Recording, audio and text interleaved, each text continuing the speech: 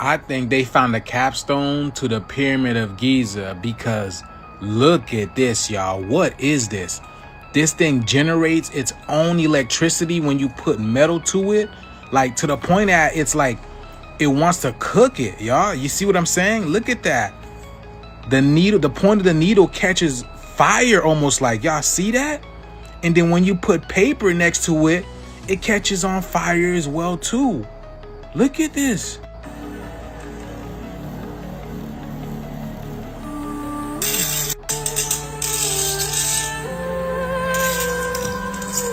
Well, joke's on you, cause it's real. This glowing orb of plasma or electricity or something that slowly hovers around and can cause some pretty devastating effects. It's called ball lightning or centella globular. You guys are brand new here to the channel. You guys don't know what we do. Don't worry, I'm gonna break it down for you guys. We talk about the most scariest and creepiest videos on the net, on the web, from YouTube videos to TikTok videos, IG reels, Facebook, anything weird, unusual, unexplained, you can find right here on this channel.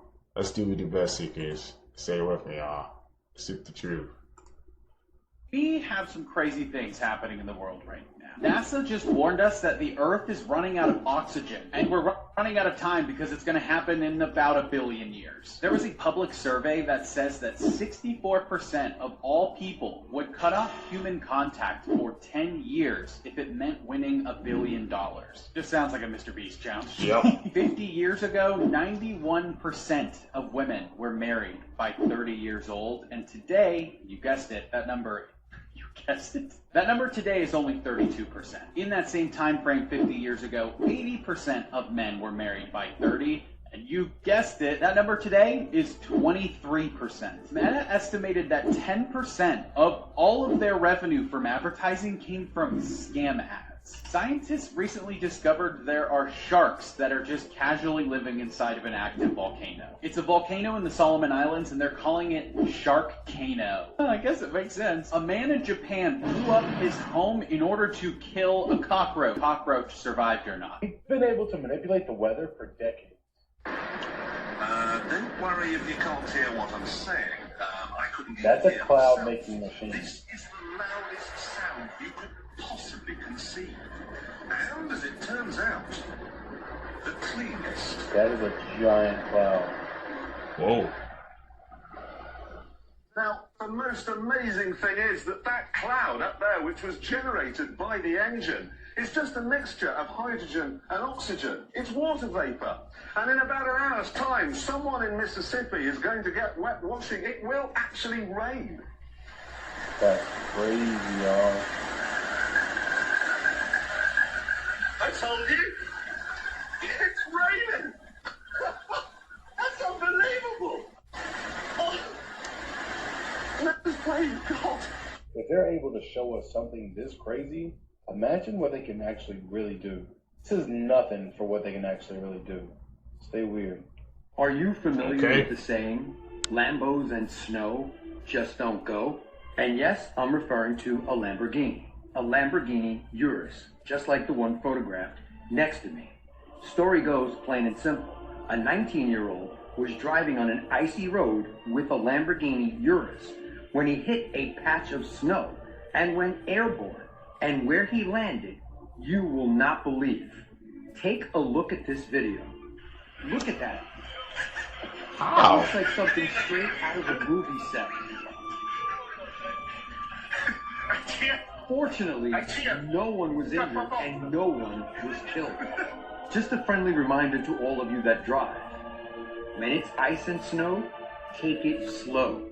Fortunately, in this case, the driver and the passenger both made it out safely without being injured and without injuring anyone on the ground.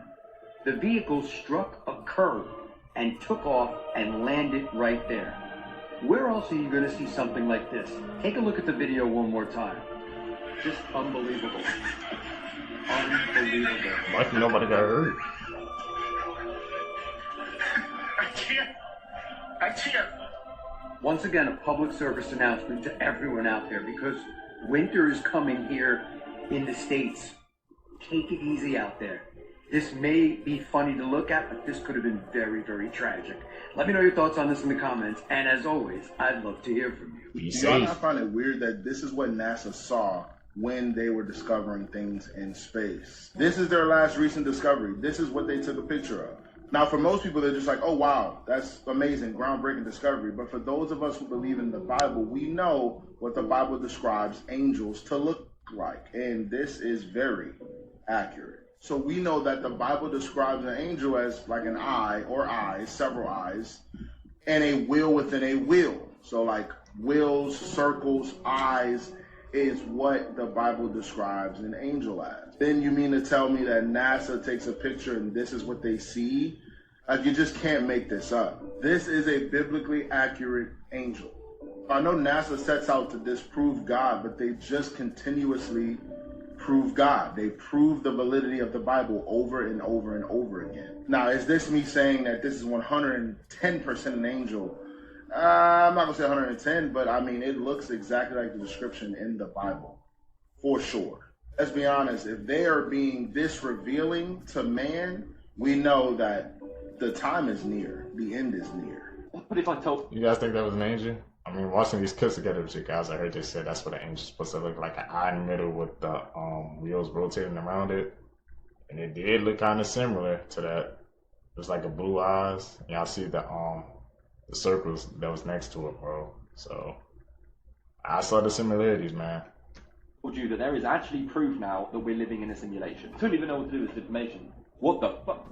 We're speedrunning this. This guy right here is Professor James Gates. Very, very smart man, like top professor. Now, there is something called string theory that basically makes up our whole universe and existence. It's very complicated, so I'm not going to go too much into detail there. But string theory is literally what, creates everything. Everything kind of works off the back of it. Now, James Gates, being a theoretical physicist, basically was looking into string theory, the universe, and just kind of everything in general, when he discovered, binary code inside our reality by using string theory. If you don't know, binary code is what powers computers. Like, that's pretty much its only use. Binary obviously giving a true or a false sort of sentiment as an answer, and the coding is pretty self-explanatory. So why the hell is binary code embedded into our reality, like basically powering our reality? That wouldn't make any sense unless we were in a computer of some kind. Now, it doesn't matter what the hell you believe in the world, one thing in common is life is strange. Like, we just do not know why or how we are here. And in recent years, simulation theory has proved to be one of the most popular answers, with a lot of people saying that, we pretty much definitely are in one. So then finding binary code in our reality, that's a little bit of a kicker. Definitely an interesting one. Let me know your thoughts, and I'll see you in the next one.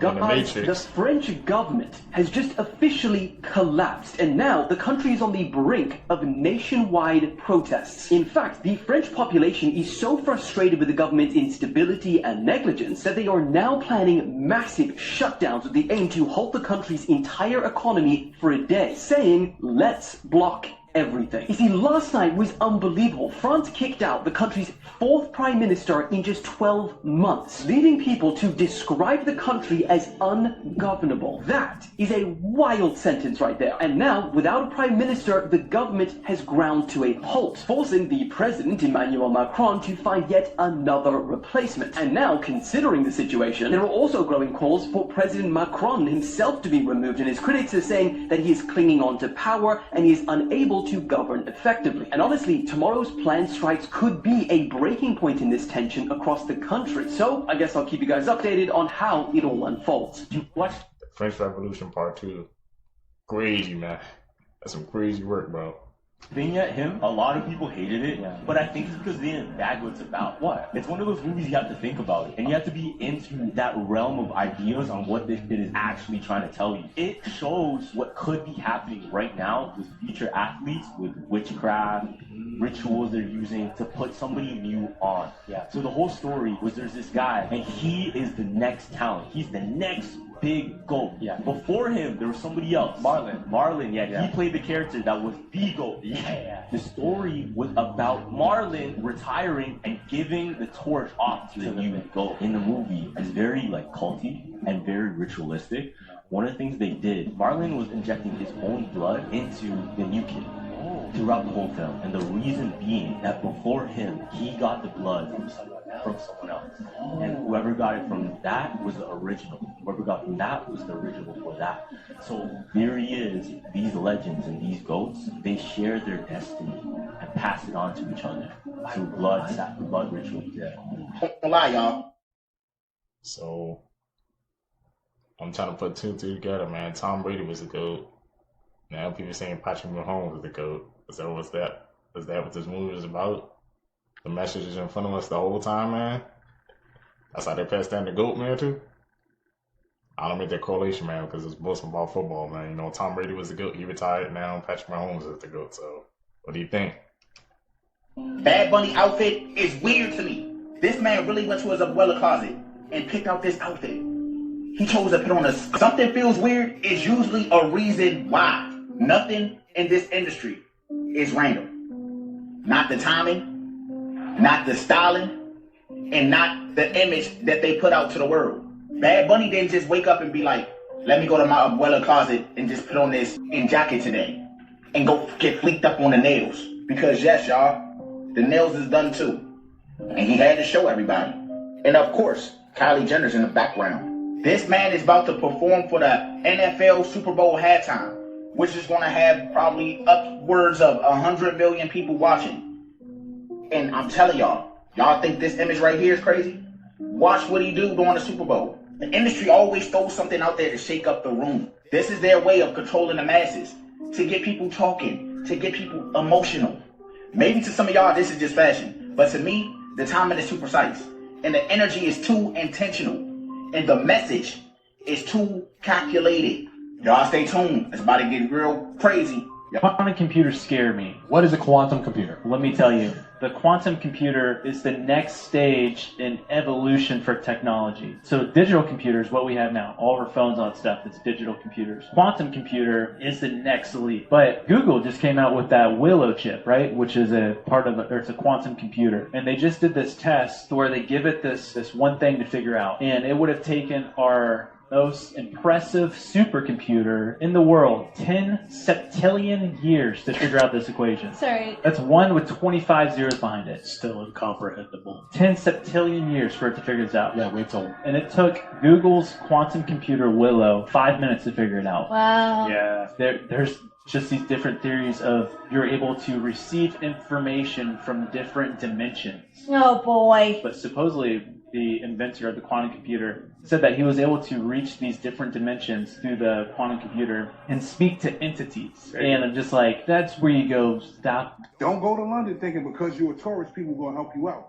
They will whip your ass and rob you. So this guy and his friend gets to London. He's in Soho in London. A guy walks up to him, asks him for direction. After he gave the guy the directions, the guy punched him in his face and snatched his chain. Oh, you don't believe me, right? Look at this shit. Been in London for 5 hours and I just got my chain snatched and I got decked in the fucking face. Wow. London, is this normal? Is it the London experience I've been told about? I got so many questions. I literally got off the metro, had Nando's, and now we're in Soho and I just fucking got my shit snatched. Anyone sees a guy in a fake Gucci hat asking for directions to Oxford, do not give him directions to Oxford. But did we back down? No, we didn't. I'm not gonna lie though, I'm kind of confused. Because he ain't say dude pulled out a weapon. He just said dude punched him in his eye, snatched his chain. Chain was worth $4,000, he said. But it's 3 of y'all. He said, did we back down? Wait a minute. 3 men, 1 man, he robbed. That shit don't make no sense. What I will say is, though, they do not play out in London. You jump in that search bar, you can see other situations that happen just like that. But ain't no one person gonna rob 3. How is that? I'm out. Whatever this is completely natural, and science still has no explanation for it. Oh, dude, that's just CGI. Well, joke's on you, because it's real. This glowing orb of plasma, or electricity, or something that slowly hovers around and can cause some pretty devastating effects. It's called ball lightning, or centella globular, and was first formally documented in 1195 AD. Said to be a very rare natural weather phenomenon, much like regular lightning, but it sticks around for a lot longer than your classic split-second strike. drifting and hovering for up to a minute before disappearing, often with a bang. With many people reporting, it can even go through walls. It's so rare that for centuries, scientists thought it was fake, just an urban legend people made up since video evidence didn't exist yet, so anyone who claimed to have seen it couldn't prove it. Many pilots insisted to have witnessed it in mid-flight, and even Nikola Tesla himself experienced it, was so intrigued that he even reported recreating his own ball lightning in a lab in 1904. Is there anything this guy didn't do? Now, to be fair, some videos of this online are just visual effects, CGI, like this one right here, but the phenomena itself is very real, and we just have no idea what they are. Theories range from plasma created by electrical discharges, a rare type of lightning, or specific chemical reactions caused by lightning striking the ground, possibly even alien technology, or interdimensional beings interacting with our reality, which, if you ask me, is exactly what they are. In my oh-so-professional opinion.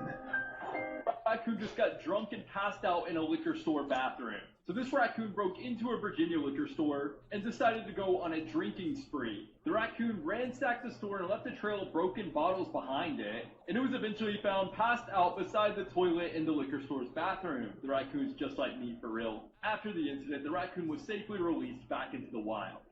My family. Why does that sound something exactly like Rocket Raccoon would do, bro? Comment down below if you know what I'm talking about, man.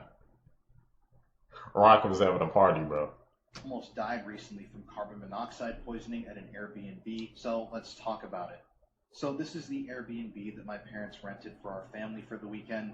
We were all going to meet there, head out for a day on the lake. We were at Lake Travis in Austin, Texas. And as you can see, the house is really nice. It's a beautiful home. However, we went to bed that night and all of a sudden the smoke alarms in the house started going off. We didn't know that they were carbon monoxide detectors as well, so finding that there was no fire in the house or smoke, we just shut them off. Then a few hours later, the alarms went off again, this time around 2 or 3 in the morning. And at that point, my family decided it was time to call the fire department. They came out and told us there was a ton of carbon monoxide in the house. Here is me giving our puppy Elfie some oxygen through a mask. This was really, really hard for me and really sad. But this whole thing was absolutely horrifying because, you know, just a few more minutes, however much longer, and things could have gone a whole lot differently. This was an incredibly scary situation. My wife was actually throwing up. Every single one of my family members, my mom, dad, sister, her boyfriend, myself, my wife, our dog, we were all acting and feeling very, very wrong. And this turned into an absolute nightmare. This was an absolutely horrifying experience and something I never would have expected. Careful. Sir, wow. Is this being served to customers? No, sir. Talking about the cheese? Yeah. No, we don't sell that. We sell only American cheese. Where is it? It's right here. That's fine. Has to take pictures of stuff severe like this. That ain't cheese sauce, my guy. I don't know what that is. What happened, sir? What happened? Why is this here? Why is this here? This one, yesterday there is not my shift, so the person still... Nobody watched it? No, I'll do it. Okay. All right, just make your order, sir. This is bad, man. This is really bad. Why is it so much buildup? You don't clean? I do, yes I do, sir. This is ridiculous. This will get people sick. So where's the cheese that you're serving for today? I use this. I used to keep it on the grill. Spoon. So is it being hot? That's how you warm it up? Yes. And how are you making sure that it gets to temperature? It's approx 130 degree temperature. Don't worry about it. I know the temperature of how to serve that cheese, okay? The thing is, the previous employee forgot to do that. Stop the cap. It's the worst I've ever seen it. Don't worry about that, I'll try it. Throw it down, please. Throw it down. It's no good, man. I understand, sir. Trash. Okay. Trash now, please. Throw that away, my guy. Thank you. It's the worst I've seen, man. This is the worst I've seen. I think they found the capstone to the Pyramid of Giza because look at this, y'all. What is this? This thing generates its own electricity when you put metal to it, like to the point that it's like it wants to cook it, y'all. You see what I'm saying? Look at that. The point of the needle catches fire almost, like, y'all see that? And then when you put paper next to it, it catches on fire as well too. Look at this. Whoa. I'm definitely seeing a lot of energy. As soon as you make contact and with then it. it's got the pharaoh's head over here. Y'all see that, y'all? This can pass for Aztec or Mayan type of technology as well too. And then the scorpion on the other side. Y'all see the way that's eating the paper? What is it doing to the paper? It's like shredding it. Y'all see that? It's almost like turning the paper into snow. It's literally like shredding the paper. And is it me, or does it look like this thing is levitating, like there's no space in between? What type of technology is this, y'all? And yeah, obviously I'm not saying this is the capstone of the Pyramid of Giza, but come on, y'all. This thing looks like it belongs on top of something ancient, y'all. It looks like it's supposed to be powering something. The way it's pulling energy straight out of the ethers like this? What's on the back of it? What's the other symbol? But yeah, y'all have y'all ever seen anything like this before? But let me know down in the comments below, y'all. Wow, that's crazy. I haven't seen something like this before until now. Let's get it. Decent. You see in that video isn't the same anymore. Dude, who even is this woman? That is not the Jenna Ortega we all remember. She showed up like this in London at the premiere of season 2 of Wednesday. Look at this. This was Jenna Ortega maybe 2 years ago, before the whole transformation started. And even here, she still looked like her. There was light in her eyes. Her face had life. She had a real personality. But since that premiere, everything's just off. She lost everything that made her glow. And that jawline, it literally broke the internet. What the hell is going on with all these celebrities transforming like this? There's a leaked video of Jenna Ortega that just came out, and you can clearly tell something's not right. If you want to see that video before it gets taken down, tap share, then tap more and open it in your browser. I don't get how people aren't seeing the difference between this Jenna Ortega and the new Jenna Ortega. How does someone with so much potential, so much natural beauty, ruin her appearance like that? Something dark is happening, but who's behind it all? What the hell is going on in Hollywood? Have you guys heard the story of the woman who got swallowed by a python in Indonesia? If not, I'd stick around. In October of 2022, a 54-year-old Indonesian woman by the name of Jara was walking through the forest to her job at a local rubber plant when she disappeared and didn't return home for 2 days. The family then grew worrisome, and after the husband of the woman actually went out looking for her and all he found were her tools and the clothing that she was wearing when she disappeared, he actually called together a search party to find his missing wife. During the search party, local villagers that were helping the family find their relative actually spotted a 16-foot python that had a very swollen stomach and seemed to be carrying something quite large. As soon as the villagers spotted the snake, they decided to unalive it and cut it open to see what the snake had inside of its stomach. And when they did, everyone was astonished at what they found. It had been discovered that the 54-year-old woman had been swallowed whole by the python. And the scary thing is, this isn't the first time this has happened in Indonesia. Y'all, she was swallowed whole. I just wanted to repeat that. Down to the snake right there that was cut open. Yeah, it's pretty terrifying. And I'm not going to give y'all a history lesson, but in simple terms, snakes have very flexible ligaments inside of their jaws that allows them to wrap around huge prey.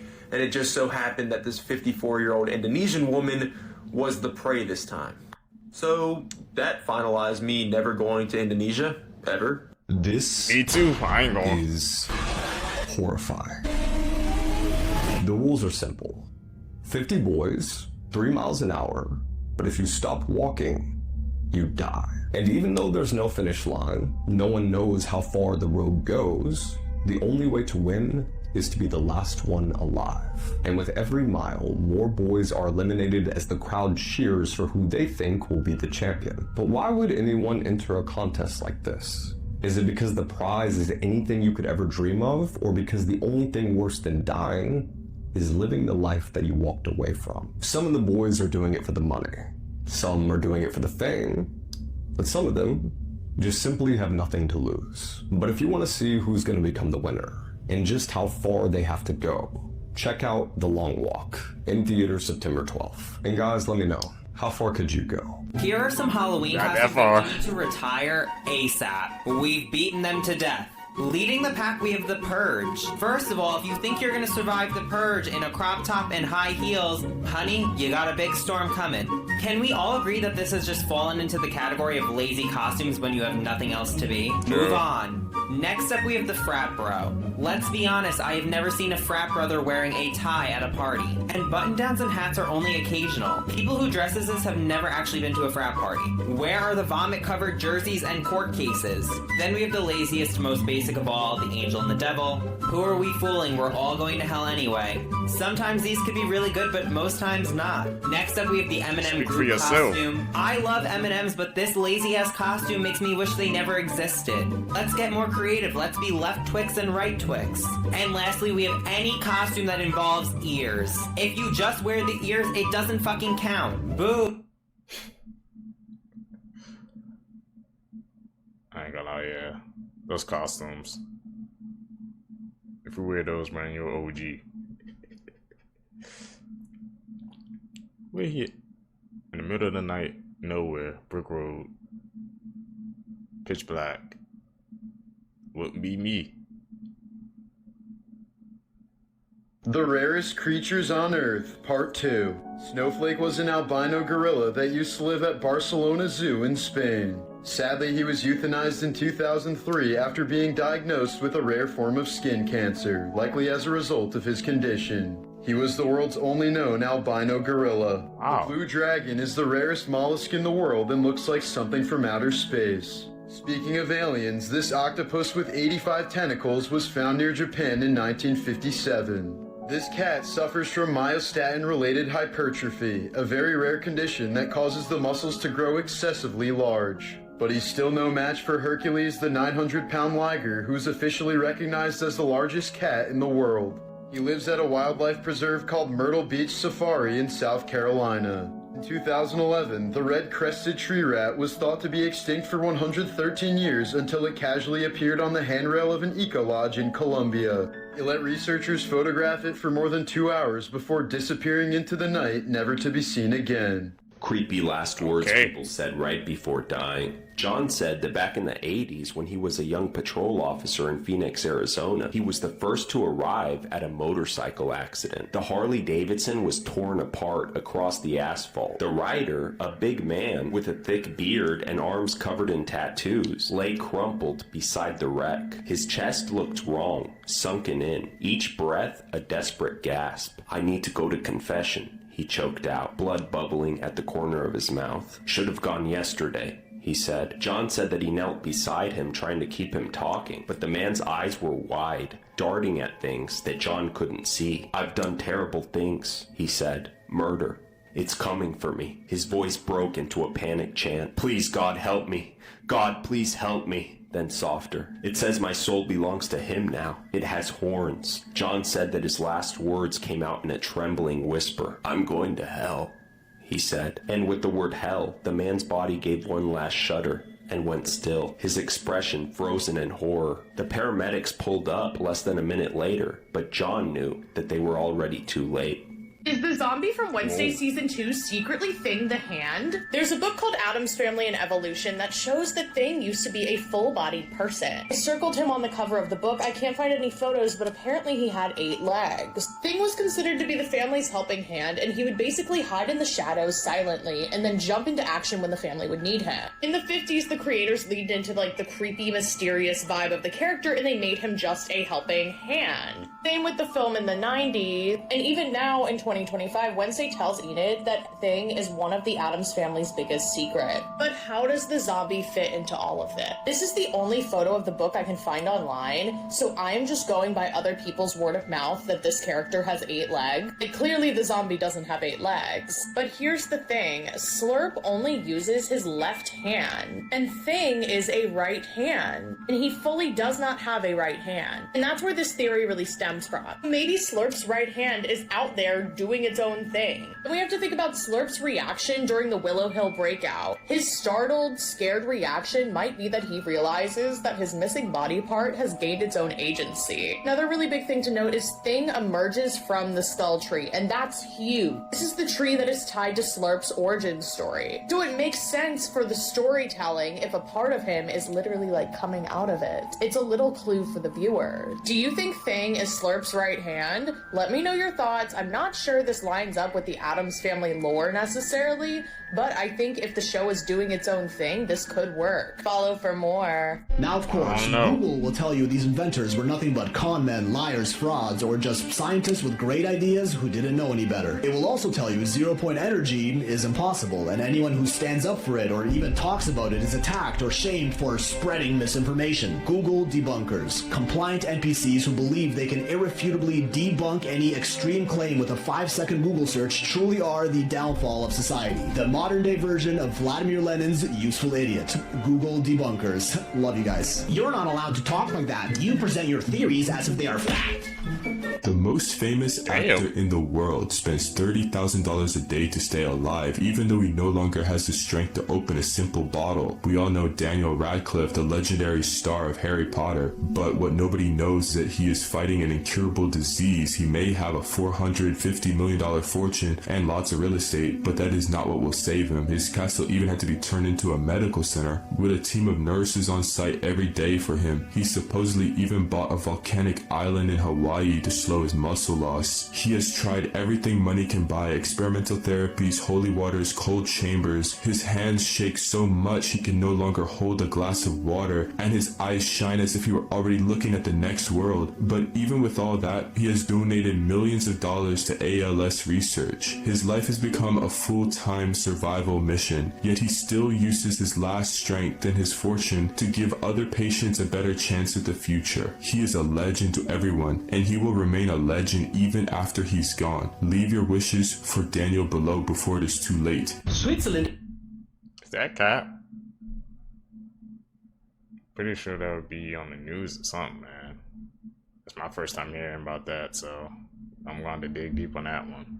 Are quietly preparing for the end of the world. They've been hustling for decades. You wouldn't know it by just looking at them, but underneath around 60% of the Swiss Alps, they've built a city of doomsday bunkers that can protect hundreds of thousands of people in a catastrophic event. In fact, Switzerland is the only country in the world that can house their entire population, 8.7 million people, in a secure bunker. And they're not just old, forgotten World War II structures slowly crumbling away. They are continuously updated and restocked with supplies till this day. You see, Switzerland decided they needed to, excuse the pun, lock in after Germany promised to not invade them during World War II. They not only transformed the peaceful Swiss Alps into an absolute fortress and rigged it with enough explosives to collapse entire mountainsides, but the Swiss government also made it a law for homes, schools, hospitals, and other public buildings to install protective shelters, and that policy remains till this day, meaning the entire country is designed in a way that wherever you go, whether it's a restaurant, a park, or a friend's house, there's always a doomsday bunker nearby. According to official figures, Switzerland currently has around 300,000 bunkers across the country, which can accommodate roughly 9.3 million people. That's over 500,000 more than the country's current population. And once they're safely inside, they can even remotely detonate things like roads, bridges, tunnels, and railways to keep out invaders, or I guess, the unprepared. Disturbing history facts that school did not teach you. During medieval times, some women would shove live fish inside their bodies, if you know what I mean, and wait until the fish died inside them before cooking and serving it to their husbands. It was believed that this would increase their husband's love for them. Mother Teresa encouraged sick patients to suffer, but went straight to the hospital when she was ill. She is regarded by many as a saint for her dedication to helping the poor and sick in India. She believed suffering was a gift from God and encouraged her patients to accept it as a way to get closer to Jesus. However, when she herself fell ill with heart problems, she chose to get treated in modern hospitals. Charlie Chaplin met his future wife when she was 12 and he was 31. They first crossed paths on the set of the movie The Kid in 1920. 4 years later, due to Letta Gray's pregnancy, they got married when she was only 16 years old. Their turbulent union eventually resulted in one of the most expensive divorces of their time. Okay.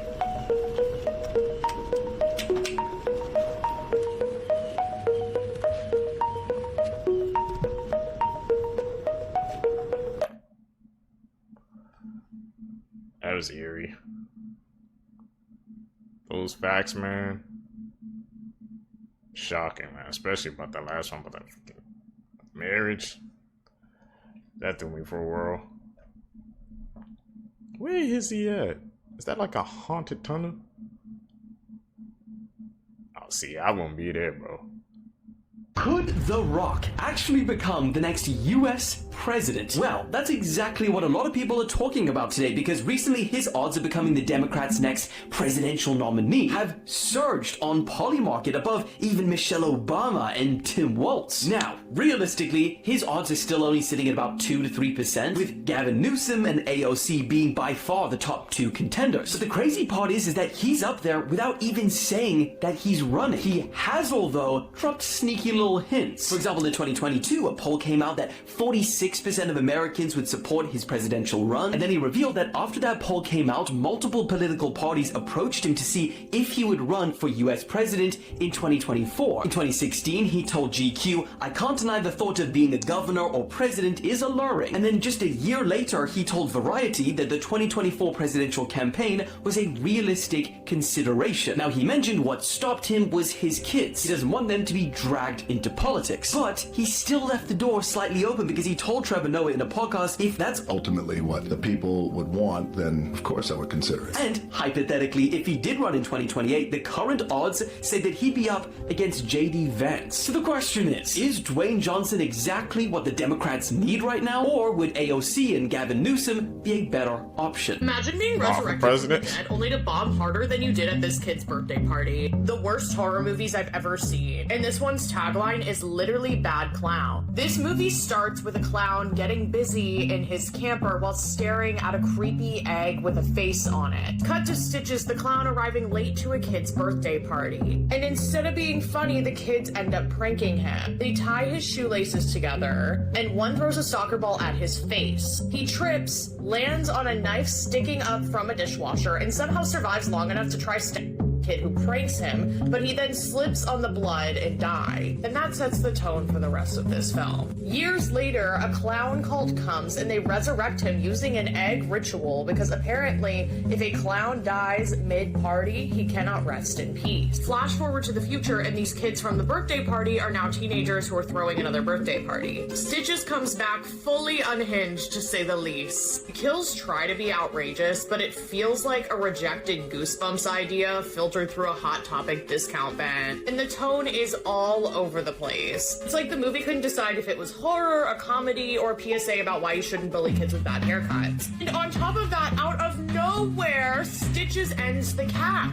It was just like so unnecessary. And when I was watching it, my cat was sitting on my lap and he looked at me. He was like, Kane Hodder would never. Ross Noble deserves jail for this accent alone. Or maybe I do for thinking I would enjoy this. These are a few reasons why Stitches is one of the worst horror movies I've ever seen. Let me know your least favorite and follow for more. The world's most unsolved mystery. Right. This picture represents mysteries from the most well-known to the darkest. Some of these mysteries have never been solved and never will. For this series, we're going to be picking some from each category until we reach tier 10, the point of no return. Okay, so tier 1. Today we're going to be talking about the Beast of Jacques Vidal. Between 1764 and 1767, a huge beast killed over 100 people in southeastern France. It was described as being a large cow with razor-sharp teeth. If you think this is just a myth or a legend, you're wrong. This actually happened. In fact, there were so many witnesses that they were able to well document this entire thing. The first attack occurred when a woman was walking with her bulls. The beast charged the bulls bulls, and the bulls were able to fight off this beast with their horns. The woman described it as a huge chest with razor-sharp teeth, tail way longer than a wolf, and horns on its head. This beast was so dangerous that it would appear on people's doorsteps, and when they would open the door, it would tear their feet right off. Not only that, but 80% of the victims either had their throat torn out or their head cut off. And sometimes it would even carry the bodies away, leaving little trails of body parts. Now on to the theories. The first theory is it's nothing more than a wolf. One of the reasons people say that this theory isn't true is because of the way they described it. Not only are the physical characteristics different, but the attacks themselves as well. Wolves don't typically attack full-grown men because they're afraid. But this beast killed over 100 people. The second theory is maybe it was a lion. This is one of the most popular theories, but to me it doesn't sit right because how could a lion get to the southeastern of France? The third theory, which I think is the scariest, is this was something we've never seen before. Which leaves the question, was this just a wolf or a lion, or was this something much darker? Make sure to like and follow because we have a lot more to learn. It's my head turning. Wolf or a lion? What do you guys think, Seekers? Like you said, it won't make sense for them to be in that part of the region, so could it be something undiscovered?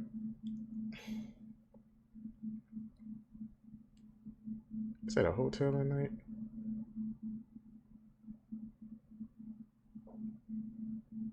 Oh no, something in that bed, bro. It's haunted. What does plutonium taste like? This man found out. Los Alamos, 1944. Donald Mastic was working in a high-security lab helping to develop the atomic bomb. Then an accident would change his life forever. Picking up a glass container, it exploded and covered him in an acidic liquid. That container held a microscopic amount of plutonium. Noticing the acidic taste that filled his mouth, Donald knew he was in deep trouble. Even 30 years later, trace amounts of plutonium was still detectable in Donald, but he lived until he was 87. Wow, what the heck? Imagine if we could swallow plutonium. He lived to 87? I thought it would have been over. But he said it was just trace amounts. Oh, but, gotta be careful working on those labs.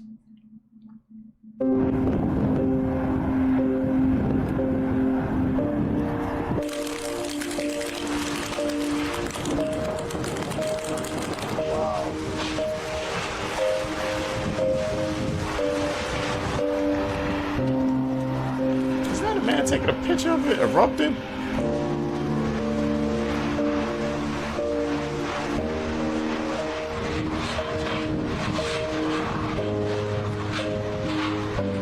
He took the life of this 74-year-old man because he got dumped. Can you say Joy Lane? What? Can you say Joy Lane? Joy Lane? Yeah. She's the reason why this is about to happen to you. On April 16th of 2017, 74-year-old Robert Godwin Sr. had just finished an Easter lunch with his family. He was seen walking around the Glenville neighborhood in Cleveland, Ohio, collecting cans. Robert was then randomly approached by 37-year-old Steve Stevens. Steve worked as a case manager at a behavioral health agency, and his friend stated that he had money problems, gambling issues, and a recent breakup with his girlfriend, Joy Lane. Earlier that day, Steve was recording himself talking about how his life was falling apart and he really wanted to unalive someone because of his breakup. That was when Steven spotted Robert. He went up to Robert, recording him, asking him to say the name Joy Lane. Robert looked very confused because he didn't know anyone by that name, but Steve told him that she was the reason that this was going to happen to him. Moments later, Steve shot Robert right in the head and he collapsed. Steve filmed the whole thing on his phone and then uploaded it onto Facebook so that everyone could see. Steve quickly fled the scene and left Robert there to die. The video ended up being taken down about 2 hours later and Steve was on the run. 2 days later, Steve was spotted in a McDonald's drive-thru in Erie, Pennsylvania. The workers had recognized him and purposely stalled his order so that they had time to call police. Police arrived quickly, but before he could be arrested, September of 2017, part of 146 East Street was renamed Robert Godwin Sr. Way. Robert's children, especially his daughter, forgive Steve because they were raised to live by faith and forgiveness. Robert Godwin Sr. is remembered as a kind man, a father of 8, a grandfather of 14, and even a great-grandfather, and a man of faith. Do you have scopophobia? Let's find out. I'm going to show you 5 photos. Let's see if you can make it to the end. First one. I'm cool. How about this? Still good. Feeling uneasy yet? Almost there. Last one. I'm cool, bro. They was just looking at me. These are some of the rarest animals in the world. Once thought to be a separate subspecies, the king cheetah is an African cheetah with a rare mutation of the fur. First discovered in 1926, this badass freak of nature has only been seen in the wild 6 times. A Maine fisherman found this extremely rare translucent lobster. Scientists say about 1 in every 100 million lobsters is colored this way. The world's rarest marine mammal is a small porpoise known as the vaquita, and it's on the brink of extinction.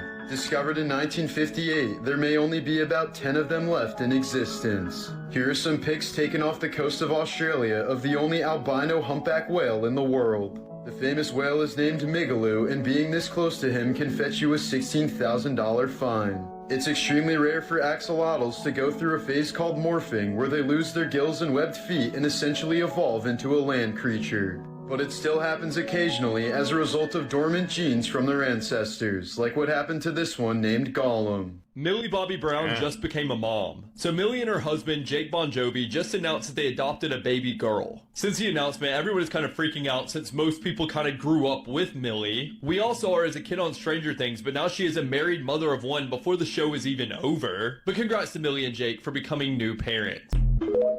Congrats. Yo, what's up? Here's some scary facts about our world that you probably didn't want to know. Part 46. Although pigs seem cute and innocent, they will eat just about anything, and that includes human remains and the bones that come along with it. And yes, it has happened before. Your chances of dying on your birthday are actually 6.7% higher than any other day. Happy birthday to you, am I right? Back during the 18th century, doctors would practice something called bloodletting, where they would actually drain their patients' blood because they believed they accumulated too much and that's what was causing their mental illnesses. And lastly, there's something known as postpartum depression that will cause mood swings, feelings of anger, and sometimes even a worry that you're going to kill your own baby. Those are some facts. He was right. So those are some facts we didn't want to know. Well, people be out in the street in the middle of the night, man. I don't get how they could ever do that. You gotta be careful, man.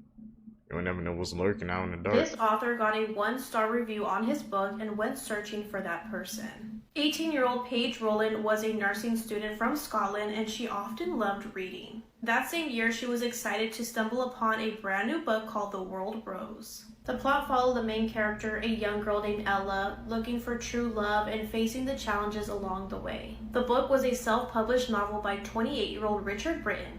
Aside from being an author, from 2006 to 2007, he appeared on many daytime TV game shows. Although he seemed like a bright young man, he was actually a dark and sinister individual. In 2012, Richard had attended college in London, and this is when his attention was caught by a girl named Ella. Once he became friends with this girl, he asked if she would like to be a part of his university quiz team, and she accepted. He gave Ella an application form to fill out, all with personal details, including her address. Now that Richard had all of her personal information, he would send her Valentine's Day cards, added her on Facebook, and it would even show up at her workplace. Ella made it clear to Richard that she was not interested in him, but he did not want to hear any of it. Richard ended up leaving multiple voicemails on Ella's phone expressing his love for her. It got so bad for Ella that she had to relocate 400 miles away just so she wouldn't have to encounter Richard, and she had to involve the police 2 times. At this point, finally, Richard just accepted his defeat. On the other hand, Paige just finished reading Richard's book and was not impressed at all and decided she was going to write a review on Goodreads. In the review, she stated that she was unimpressed with the writing and grammatical errors and gave him a 1-star review. And once Richard saw this 1-star review, he was enraged and was not going to let anyone criticize his book. Richard took Paige's name from the Goodreads account and found her on Facebook, and that is where he saw that she was from Scotland and also found where she worked. Richard made a 400-mile trip to Scotland to hopefully find Paige. On October 3rd of 2014, Richard arrived at the supermarket where Paige worked, and he looked through every aisle to search for her. As Richard was looking through every aisle looking for Paige, he found her restocking the shelves. He grabbed a bottle of wine and snuck up behind Paige. Richard was consumed with anger and a need for revenge, so he hit Paige's head with that bottle with as much strength as he could. Once he did that, he fled the scene and Paige was seen lying in a pool of her own blood. CCTV footage was recovered from the store and it didn't take police long enough to find Richard. Richard was arrested and charged with the assault of Paige and the stalking of Ella.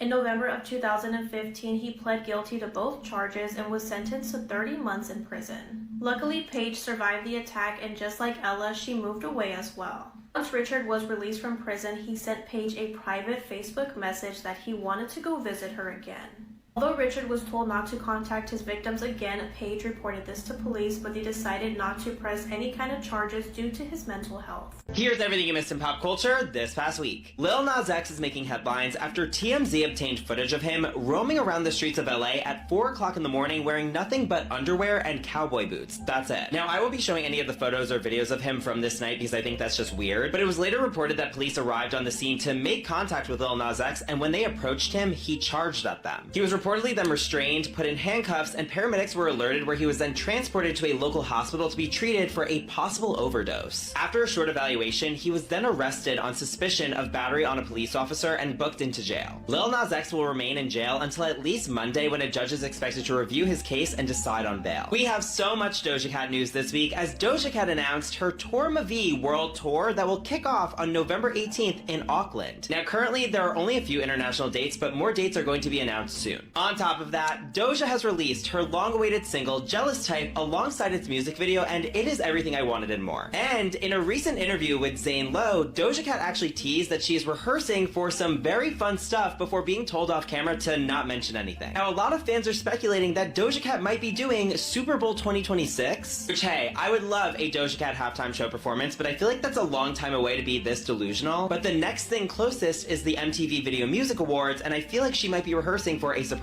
performance. Aubrey Plaza appeared on Amy Poehler's Good Hang podcast in her first interview since the loss of her husband. Aubrey Plaza spoke candidly about grief, revealing that it is a daily struggle, but she's grateful to be moving through the world. Sydney Sweeney has obviously been receiving a ton of backlash these past few months, but she has finally addressed the haters for her Dr. Squatch bathwater soap. Sydney stated, "It was mainly the girls making comments about it, which I thought was really interesting. They all loved the idea of Jacob Elordi's bathwater. I guess that's one way to go about it, but Sydney, I want to know what you think of the American Eagle backlash." Before I continue, if you like these pop culture recaps, make sure to follow me for more. Speaking of American Eagle, Gap showed them how to make a denim ad the right way when they tapped Cat's Eye to be the face of their Better in Denim campaign. In the ad campaign, Cat's Eye was styled in all denim while dancing to Khalees's Milkshake, and it was everything. Addison Rae has received 0 nominations at this year's MTV Video Music Awards, and here's what she had to say. Addison stated, "It's definitely funny when you feel like you put a lot of work into something and it doesn't get recognized by some place that you feel like you were contributing to. Say what you want about her music, I feel like it's made a ton of noise and it's actually pretty good, and she was making a ton of noise at the VMAs last year, so yes, this is very confusing." Speaking of the VMAs have revealed that Mariah Carey will be this year's Video Vanguard recipient, and she will do a career-spanning medley of some of her best hits. I am so excited for this performance, and honestly, I could not think of anybody else who would get the Vanguard this year, so it's only fitting that it's Mariah Carey. Christian Girl Autumn influencer Caitlin Covington went viral after she posted a video of herself crying, stating that she cannot make any fall content this year, citing that she felt a ton of pressure to follow up her last year videos and also that she needed a break. And shockingly, this sent everybody into a tizzy, saying fall is cancelled. However, it was all a lie when Caitlin followed it up with a video stating, "Just kidding, fall is here." Whew, thank God. Congratulations are in order for Millie Bobby Brown and Jake Bon Jovi, as they've announced that they've welcomed a baby girl through adoption. Really devastating news, as Frank Caprio, the man who became known as America's nicest judge for his empathy, his humor, and understanding when handling cases, has sadly passed away at the age of 88. This one hurt. Eric Menendez has been denied parole for the 1989 aliving of his parents. His brother, Lyle Menendez, at the time of this video being posted, is still currently waiting in front of a California parole panel to hear his fate. And lastly, this is kind of insane, a California resident has tested positive for the plague. Health officials believe that they contracted the plague after being worked at Harvard, stole people's heads, brains, and skin from cadavers cadavers and sold them in the black market. 57-year-old Cedric Lodge was a Harvard Medical School morgue manager and just pleaded guilty to stealing and selling body parts from cadavers. He worked at Harvard for 30 years and ran a program where people donate their body parts for science, and it wasn't until recently that they found out he was stealing body parts. From 2018 to 2020, he secretly removed organs, brains, skin, hands, faces, and dissected heads after the bodies were used for research. Instead of disposing of the bodies, he took them home to New Hampshire. His wife was also in on this, and they sold the remains to buyers in different states. And they made good money doing this, apparently tens of thousands of dollars. Cedric pleaded guilty this week and faces up to 10 years in prison and a $250,000 fine. Harvard did fire him in 2023 and called his actions a morally reprehensible betrayal. The school also insists that he did act alone and that no other Harvard employee was involved. But get this, some human remains were also found being sold on Facebook Marketplace. Life hacks. Do you guys believe the corruption just stopped there, or there could possibly be more to that story, Seekers? I don't know, that sounds like a freaking deep rabbit hole we might have to go down. His wife is in on it too, so who's to say some other people weren't in on it? You never know. That everyone needs to know part 2. To remove a tight ring that's stuck on your finger, all you have to do is grab a string and tuck it under the ring. And then grab that same string and wrap it around your finger, and from there all you have to do is grab the other side and start pulling. The ring will magically remove itself. All you have to do to remove tape paper without ripping it is to hold the tape from both ends and start pulling really hard, which will then cause the tape to get removed super easily. If your house key broke in the lock for some reason, just get yourself a hot glue stick and place it inside the lock just like this, and just wait for it to dry a little bit and pull it really hard, and there you have it, your key is out. Wow. These are 8 horrifying facts that will probably keep you up at night. The Voynich manuscript is an ancient book full of symbols and drawings that no one can translate till this day. Dracula was based on a real person. Vlad Dracula, a Romanian ruler that very much enjoyed watching people bleed to death. In 1963, the Bronx Zoo had an exhibition called The Most Dangerous Animal in the World. It was a mirror. 2 fishermen used their dead friend's ashes as fishing bait, and they caught the world's biggest carp. These are how Halloween costumes looked like in the 30s. If Earth stopped spinning for 1 second, everything and everyone will die instantly. A new homeowner found an old doll boarded up in his wall holding a note saying she killed a family in this house. This house is named the John Lawson House, and nobody knows who lives here. Every day, this porch is occupied by a number of female mannequins. The number of mannequins, the positions they're in, and the clothes they wear are changed every day, and no one knows who is doing this and why. Like for part 18. Stay away from that house, man. John Lawson's house, noted. Scary facts that will make your skin crawl. BT point 6. Phobias are based on how we died in our past life. Maybe that's why we're afraid to do things we never tried, because it's how we died. Experts said that dark areas, such as abandoned houses and vacant rooms, are the possible places where you can feel the presence of ghosts. So if you're alone right now while reading this post, there is a chance that someone is watching you. If you're awake at night without a reason, then it means that you are awake in someone else's dreams. Really? Interesting. Something standing out. Scary fun facts until the Orbeez overflow. There are microscopic mites that live in your eyelashes. Being buried alive happens so often on accident that they've now invented safety coffins. In the 1800s, dentures were made with real teeth from the deceased. Radio station UVB-76 has been broadcasting since 1982.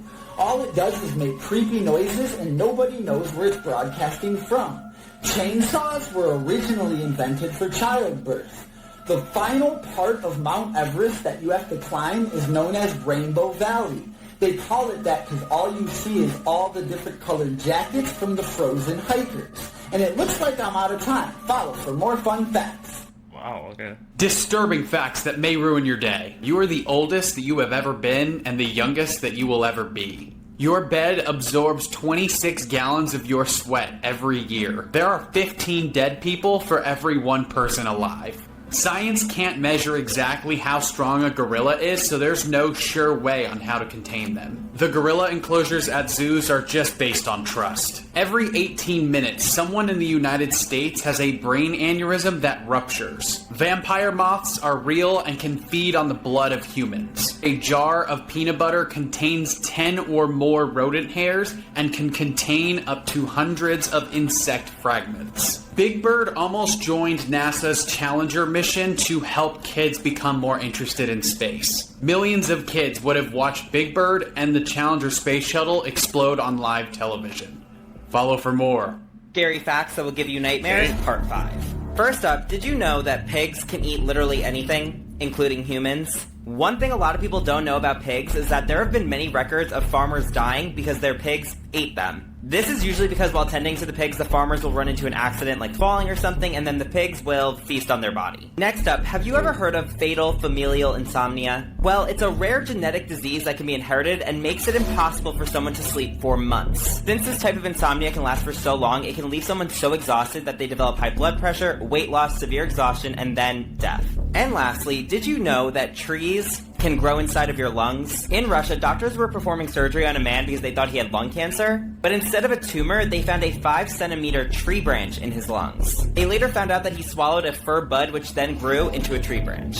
We made dire bees almost 70 years ago, and we have not stopped paying for it. In the 1950s, folks flew in African honeybees to Brazil because they figured they could breed them with European honeybees in the hopes of making a hybrid better bee, one that was more productive than Euro bees and less on-site than Afro bees, because Afro bees are black Air Force tier of trouble. Brazilian beekeepers used excluder screens to keep the African queens from getting out. Problem is, they did not tell the new guys. Someone saw the screen screening, and was like, oh, we can't have that, and removed the screen, sending 26 African queens and swarms of Euro bees into Brazil, which quickly led to Africanized honeybees, or more known as killer bees. You see, generational trauma then made these African bees that much more trigger happy. Normally, a European queen bee will usually send out 20 to 30 attack bees at once. African honey queens unload half the whole clip, sending thousands, sometimes 30,000 attack bees at once. Not only that, but they chase people further than Euro bees and sting 10 times as much, with cases of people being tailgated by an angry swarm for a quarter of a mile. There's even stories of swarms waiting directly above a body of water so that the moment the runner comes up for air, all he gets is smoke. Over 1,000 people have been turned past tents by an air force of spite flies. And after being released in Brazil in '57, they hit America in the 90s like Will Smith and left their mark like the Fresh Prince left on Chris. And to add insult, they also somehow nerfed the honey industry, so nature really slapped us for cutting corners. And today, Africanized honeybees are like a rash infecting the US Southwest. Moral of the story, be better or be turned into letters, 3 in particular, the more you know. The strangest places in the world, part 1. Firstly, on top of a hill in Pennsylvania, some stones can be found that shouldn't actually be there, because there's no nearby high terrain where they could have originated. These are called the ringing rocks, because whenever something hits these stones, they make a strange ringing noise. Weird. Next is the Petrifying Well in England, where water flows from a rock and turns whatever it touches into stone. As you can see, people often leave items like hats, teddy bears, or even bicycles, which appear to have already been turned into stone. Some people believe there's a mystical power, but the scientific reason behind this is the unusually high mineral content in the water, which forms a hard mineral shell on any object it comes into contact with. And within a few months, everything essentially becomes a stone statue. Stone water.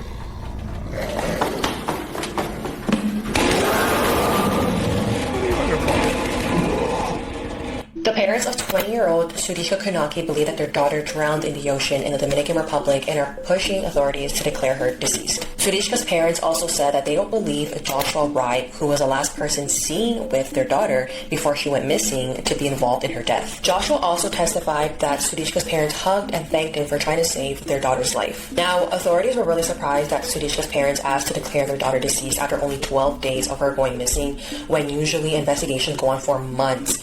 before they stop looking for someone. But I don't know, in this case, it seems like their parents are genuinely convinced that Joshua didn't do anything to hurt their daughter, and I guess after seeing all the surveillance footage of both of them together before she went missing, the only other possibility is that she drowned in the ocean. This is the last time Sudishka and Joshua were seen together at the resort, and a lot of people have speculated that perhaps Sudishka was abducted on the beach after Joshua fell asleep, because remember, they were both really intoxicated. But I don't know, that seems very unlikely, especially at a resort in the Dominican Republic where, for the most part, it's pretty safe. Animal group names that should be illegal for how happy they make me for free. A group of ferrets is called a business, which means I can finally show this picture without being out of context. And if that sounds too professional, just remember this first Slinky's Latin name means stinky weasel thief. A group of vultures is called a wake, but only when they're eating. When they're flying, they're called a kettle. A group of porcupines is a prickle.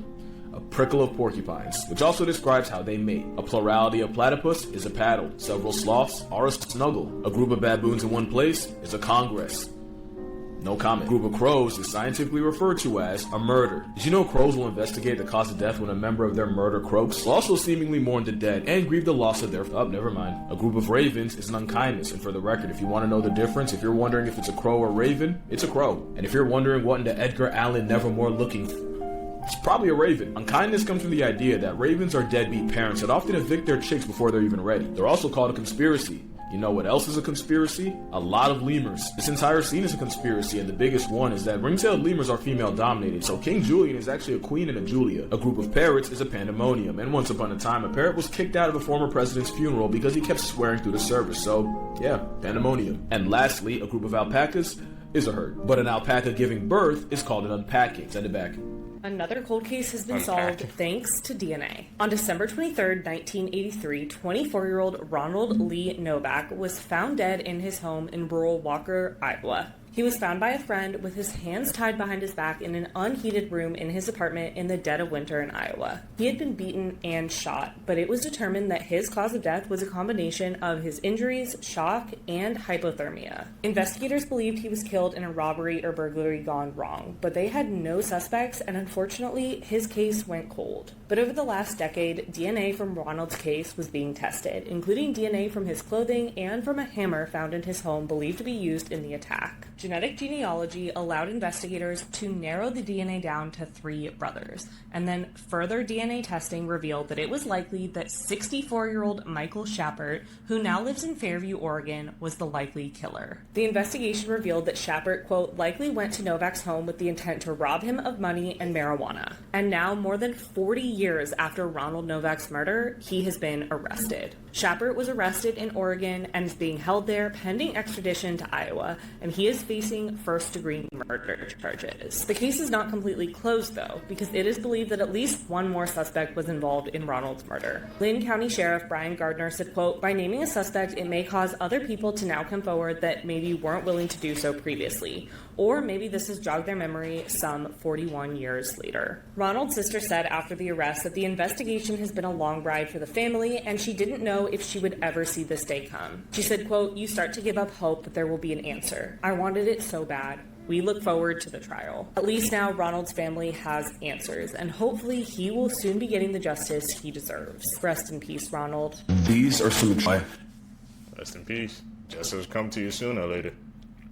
If you could rack your brain right now to ask yourself what is the most disturbing Disney Channel original movie, which one would you pick? If you chose Don't Look Under the Bed, you're correct, because the movie actually almost never even made it to television. Any of the sequences that did eventually make the cut were considered so disturbing, this is actually one of the only Disney Channel original movies that has a TV PG rating. Anne Sweeney, who was the president of Disney Channel at the time, as well as countless other executives, had a lot of issues with this film. And even to this day, there are still some sequences, some scenes that have never seen the light of day. They were not going to be included in the movie. And I think in part, the credit should go to the director, who was really trying to creatively push the boundaries of what could be included in children's horror. Even just beyond the disturbing imagery, they explored some pretty dark themes in a children's movie, starting to play with psychological horror when Frances can see things that everybody else thinks she's crazy for. In 2006, Disney Channel had to pull it from the October catalog. It will not be on Disney Channel again. YouTubers who became murderers, part 1. This was the YouTuber Elliot Rogers' last video. Tomorrow is the day of retribution. The day in which I will have my revenge against humanity, against all of you, This was called the Day of Retribution. The son of a Hollywood filmmaker killed 6 people. Roger left the car and saw students across the street. He shot at them, taking the life of Veronica Weiss and Catherine Cooper. The suspect proceeded on foot and fired several rounds into the deli. One of the bullets struck and took the life of a student named Christopher Martinez. Then he drove down the left side of the road so he could fire at 2 pedestrians. Police then came running across the park, and Roger fired at them as he drove. But he was struck in the left hip. After he hit a cyclist, he crashed his car into the back of an SUV. This guy in Brazil would dress up as Batman with a red hood. He even had his own homemade weapons like the Batarang and everything. He would break into suspected criminals' homes and just beat them senseless. This is as close to lore-accurate Batman as we might get. His name is Rodrigo Rodrigues da Silva. He was also known as the Punisher of Paranaíba in Brazil. He was arrested back in 2023. When he broke in, he had like bladed gauntlets, like the Batarang, a utility belt full of different weapons and stuff. He also told police he had intentions to use all of his weapons on the person's home that he broke into. In Brazil, homicides are very, very prevalent in the country. He got kind of sick of all these criminals getting away with it, so he decided to take justice into his own hands. I forgot one more thing. He also had a submachine gun on him. It's not pictured here, but crazy. And mind you, these are suspected criminals, so maybe some of these aren't confirmed criminals, but it's just crazy to think about, Batman breaking into your home and just beating you senseless at night. And the work that he put in to make his suit and his weapons and everything, crazy stuff. Let me know your thoughts in the comments. Her father... You ever real life Batman, bro, in Brazil? How come that didn't make that in the news or something, man? This is my first time hearing it, bro. He real life tried to become Batman, bro. He had the weapons, the Batarangs, all that. That's freaking crazy to think about, man. We got a real life Batman before GTA 6. Judith Eva Barsi was born on June 6 of 1978 in Los Angeles, California. Her parents, Joseph and Maria, were originally from Hungary and had met at a restaurant in California. From a very young age, Maria was fascinated with Hollywood and was determined to make her daughter famous. Judith was discovered while she was ice skating one day and was asked to come out in a commercial. From there, it was just the start of her career, and she came out in the movies All Dogs Go to Heaven and Land Before Time. Judith was very small for her age, and she even started taking hormone injections to make herself grow. Her success helped her family thrive, and she was making about $100,000 a year, and her parents used that to buy a 3-bedroom house in Los Angeles. Although Judith's career was thriving, something sinister was going to happen behind the scenes. Judith's father had drinking problems, and he was angry with his daughter's success. He had even gotten arrested 3 times for driving under the influence. Many of Maria's friends told her to leave her husband, but she refused because she was scared that she was going to lose the house, her belongings, and that he would unalive her somehow. On July 27th of 1988, around 8:30 a.m., the family's neighbor was watering her garden when she heard an explosion. That neighbor rushed to call 911 because she was afraid that Joseph had unalived his family. That neighbor was right because Joseph had shot Maria and Judith in the head and then poured gasoline everywhere. And Maria were buried together in Hollywood Hills, California, and Joseph is said to be in an unmarked grave.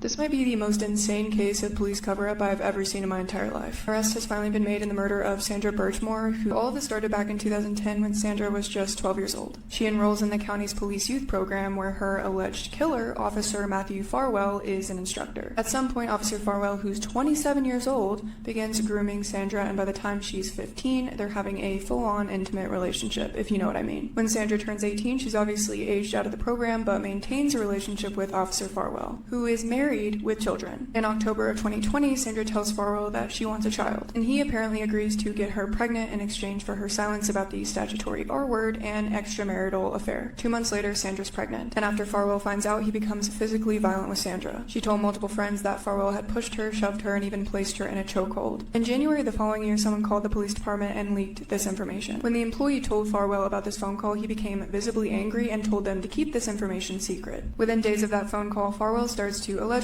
plan Sandra's murder. All of a sudden, he wants a spare key to her apartment. 2 days after that, he starts canvassing her apartment, looking for places to carry out the murder. He inspected her bathroom closet, specifically places where items could be hung, and his behavior was strange enough that Sandra told multiple friends that she was concerned. A week later, on February 1st, Farwell enters Sandra's apartment wearing a face mask where police say he strangled her to death. And by the way, while Farwell was allegedly committing this murder, his wife was in the hospital giving birth. Family ended up hiring a private medical examiner who did rule it as a homicide. After years of a federal investigation and her family refusing to stay silent, Matthew Farwell has finally been indicted for her murder. He is interested in blondes.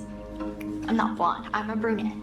So I'd go in the shower, take fingernail clippers, and just cut my hair off. Trying to do everything I can to get his attention again. I would have given anything to that man. I would have bought the sun, the moon, and the stars and gave it to him on a platter.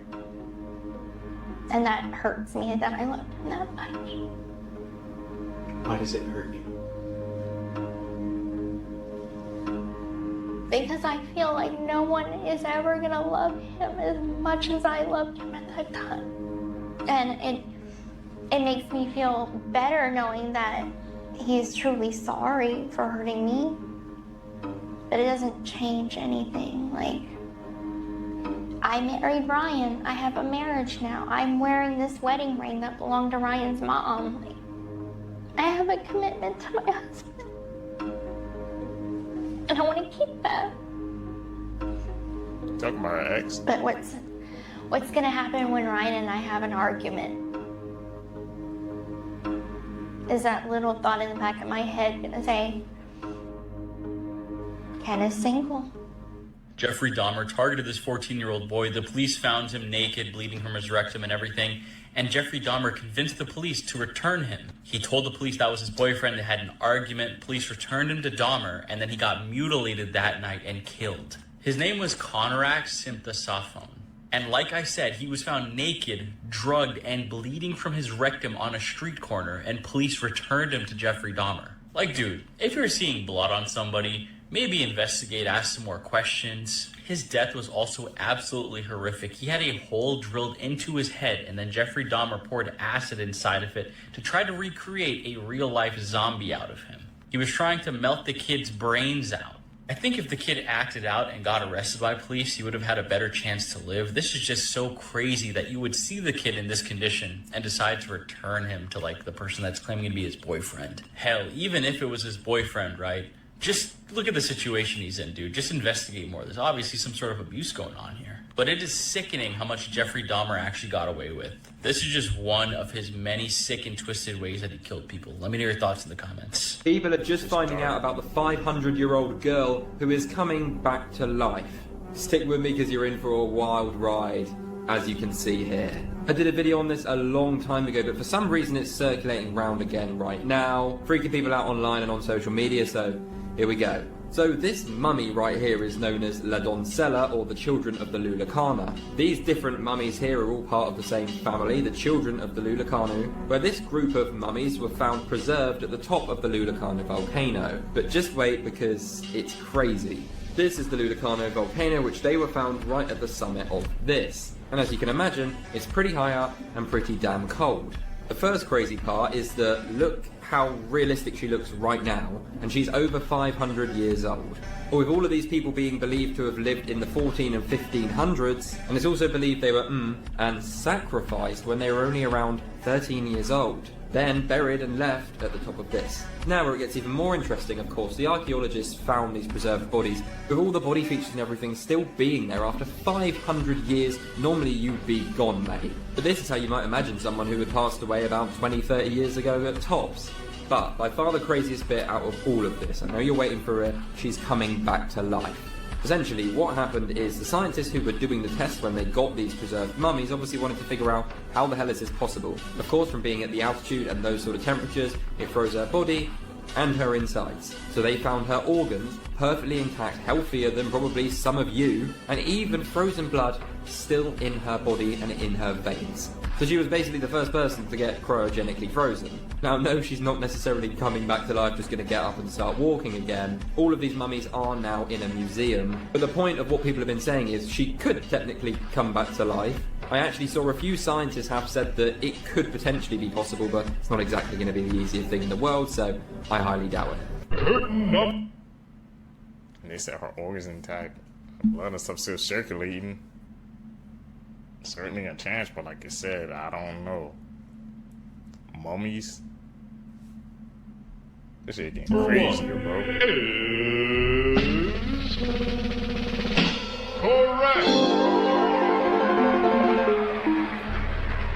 If someone is trying to make you decide in a hurry, they are probably giving you a bad deal. Walk away. If someone has a panic attack, start breathing regularly and loudly. The person that is panicking will subconsciously start breathing in rhythm with you. When a group of people laugh, they tend to look at the person they like the most. Nervousness and excitement have the same body reaction, so if you're nervous for a speech, trick yourself into thinking you're actually excited. If you think someone is watching you, fake a yawn, then watch them. Get someone to contribute to an idea and they will more likely accept it. If you whisper to someone, it's more likely they will whisper back even if there's no good reason to lower your voice. If you want to make someone feel uncomfortable, look at their forehead while you're talking to them. If you want somebody to open up to you, ask them a question.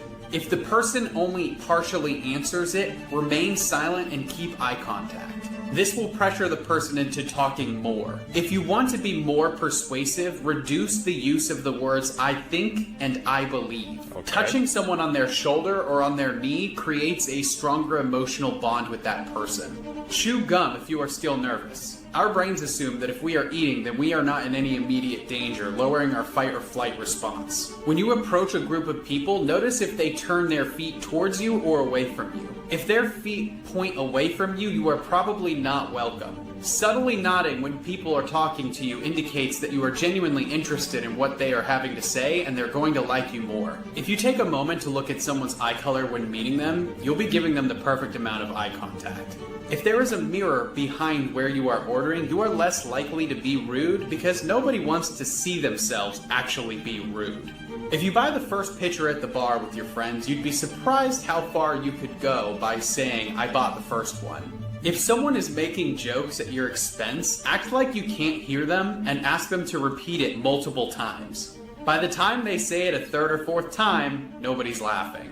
When someone remembers you, they are most likely going to remember the first memory and the last memory of you. So make sure you always leave a good last impression too. After you have learned how to do something new and have done it yourself, the fastest way to retain that information is to teach somebody else. If you have a song stuck in your head and you can't get it out, try and listen to the whole song all the way through while singing it. Your brain is treating the song like an unfinished task in your subconscious. Plan something for every Wednesday that you can look forward to. You'll start to look forward to it on Monday, and by the time Wednesday comes around, you're already halfway through the week and almost to the weekend. Wow. If you ask someone to do a small favor for you, their subconscious mind is going to register that they like you because they're doing a favor for you.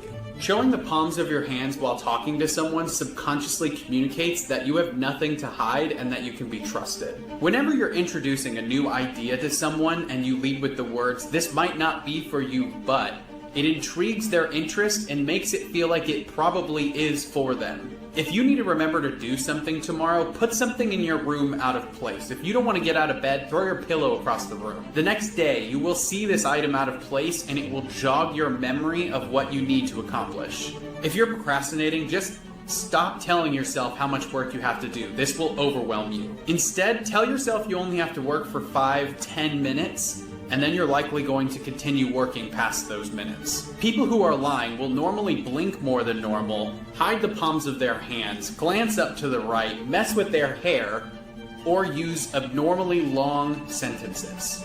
If you're trying to get over a breakup, do not use fictional scenarios. Imagining your person with someone new is only going to make you more angry and sad about something that's not even real. If you want to create a deeper connection with someone you're interested in, ask them these two questions. What do you think we have in common? And what do you like most about me? If you are suffering from racing thoughts, use the 3-3-3 rule. Name 3 things you see, 3 things you hear, and 3 parts of your body. This will help center your mind and bring you back to the present. When someone apologizes for something that you don't feel like was that big of a deal to apologize for, they're probably telling you subconsciously what actually bothers them if it was done to them. If they apologize for interrupting you, they probably really just don't like being interrupted themselves. Follow for more psychology hacks.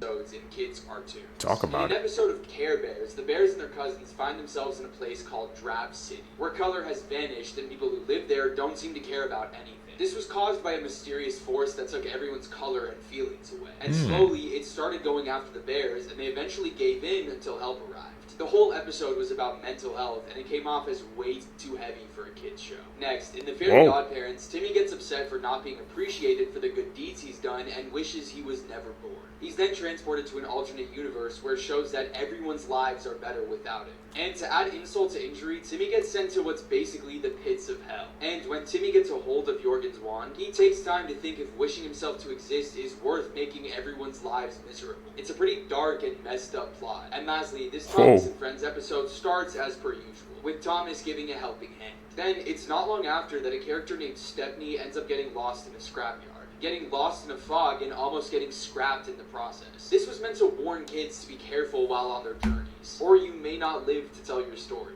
Ghost stories from...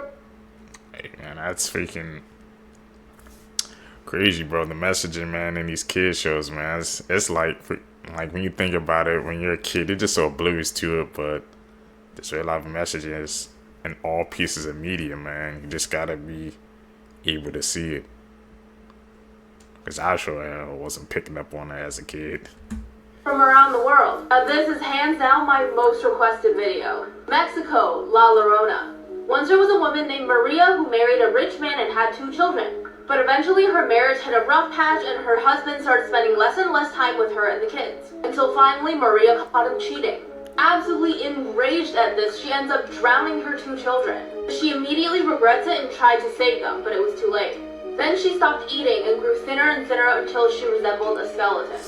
Eventually she finally passed away by the same river that she drowned her children, still crying and mourning over them. So after she died, she went to heaven but was denied entry. She was banished to purgatory on earth until she could find her lost sons. And that's how she became La Llorona, which also translates to the weeping woman. She floats over bodies of water in a long white funeral gown. She also kidnaps children and attacks cheating husbands. Damn. Okay.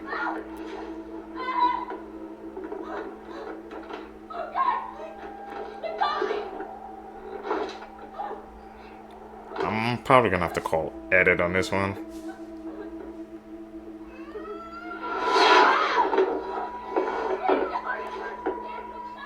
Yeah, I'm gonna call it edit.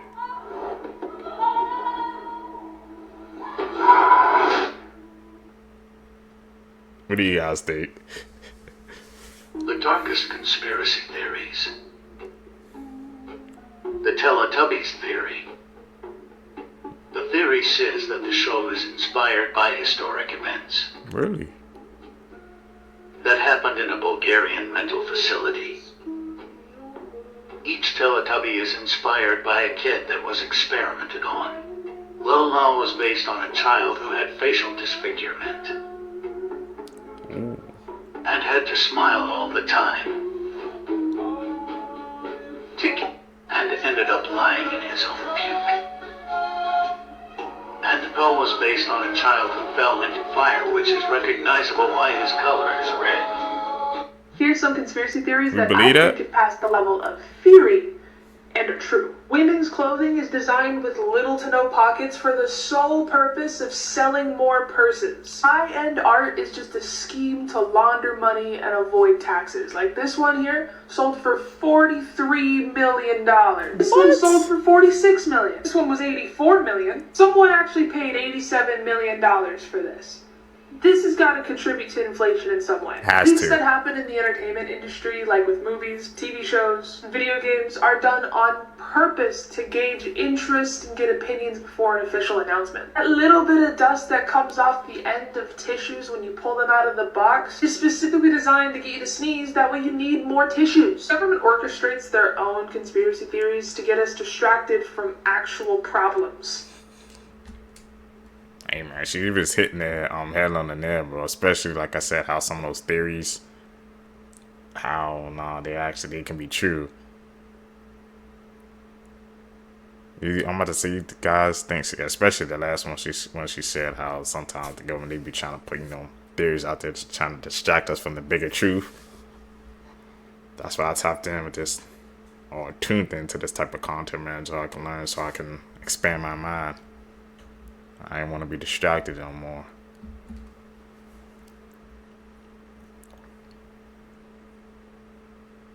Where's this guy? Some trees can actually grow inside of your lungs. In Russia, doctors performed surgery on a man named Artyom Sidorkin, suspecting that he had a cancerous tumor in his lungs. Instead of a tumor, though, they found a 5-centimeter fir tree branch inside of his lung. What? Doctors believe that Sidorkin accidentally swallowed a fir tree bud, which later grew into a branch. The probability of dying on your birthday is higher than any other day. There is actually a 14% chance of dying on your birthday than any other day. This is a shocking phenomenon called the birthday effect, which may be due to extra stress, drinking more, or people engaging in risky behaviors on their birthdays. A devil's chair exists in many cemeteries. In various cemeteries around the world, there are stone chairs called devil's chairs. These chairs were often used by mourners to sit and grieve, but legends and superstitions have given them a sinister reputation. Some stories claim that if you sit in one at midnight, the devil himself will appear. You are more likely to be bitten by someone in New York City than you are to be bitten by a shark. There could be someone secretly living in your wall or attic without you even knowing it. It's called frogging, and people say that it's becoming more and more common. So if you hear strange noises, notice things missing or moved, or your box of Frosted Flakes cereal is all of a sudden empty, there could be a frogger living in your home. Here's what some of the most... I didn't even know that was an actual term, but froggers, that's actually one of my worst fears ever, man. That's like imagine somebody in your own space and you have no idea. You gotta pay attention, man. And that fir tree going inside that person, I would have said that's impossible, man, but we just saw it. And we know. Most famous monsters actually are the chupacabra. The goat-griefing livestock leech believed to be first seen in Puerto Rico was more than likely a dog with a severe case of mange, and that's when mites burrow into the skin and basically cause parasitic alopecia. Bigfoot, different animals, same beast, or whatever it was Kobe said. Anyway, it was probably a mangy bear. Exhibit A, Exhibit B, Exhibit C. What the hell mange does? Coke Bear done graduated to meth? I don't mean numbers. The Loch Ness Monster. There have been many theories, but what's most likely was probably just an escaped circus elephant with trunks out like Dragon Ball. For centuries, there have been stories of killer Cyclops, a one-eyed op to humanity. Whole time, someone probably just found an expired elephant skull in an Olympic long jump to a conclusion. And last, almost every sea monster story you've ever heard was probably just some whale freeing his willy. That's exactly what you think it is, the more you know. Here's how Area 51 became the center for alien conspiracy theories. In 1989, a man named Bob Lazar claimed that he had worked at a facility near Area 51 known as S4. According to Lazar, the facility was being used to reverse engineer alien technology recovered from crashed UFOs. Lazar's claims were highly controversial, and many people dismissed him as a hoaxer. However, his story only served to fuel the already existing rumors of alien activity at Area 51. Since then, countless conspiracy theories have emerged about what's really going on at Area 51. Some people believe that the government is hiding evidence of extraterrestrial life, while others think that the base is being used to develop top-secret weapons and technology. What do you guys think? That's what Mordecai said. Take that back, Rigby. They started fighting, and it didn't take long for them to bump into a microwave which took them up into space. And while in space, the argument still continued. You're over here turning on me, Mordecai, but I'm your bro. I'm just looking out for you. That's what Mordecai said. I don't care. I've been trying to get with Margaret for years, and yet every time she turns me down. And next thing you know, Mordecai pushes Rigby off, killing Rigby. That's when Mordecai says, wait, no! But the damage was already done, and Rigby's funeral went down the following week. Mordecai killed his best friend, and he disintegrated into the abyss, all because he was a simp.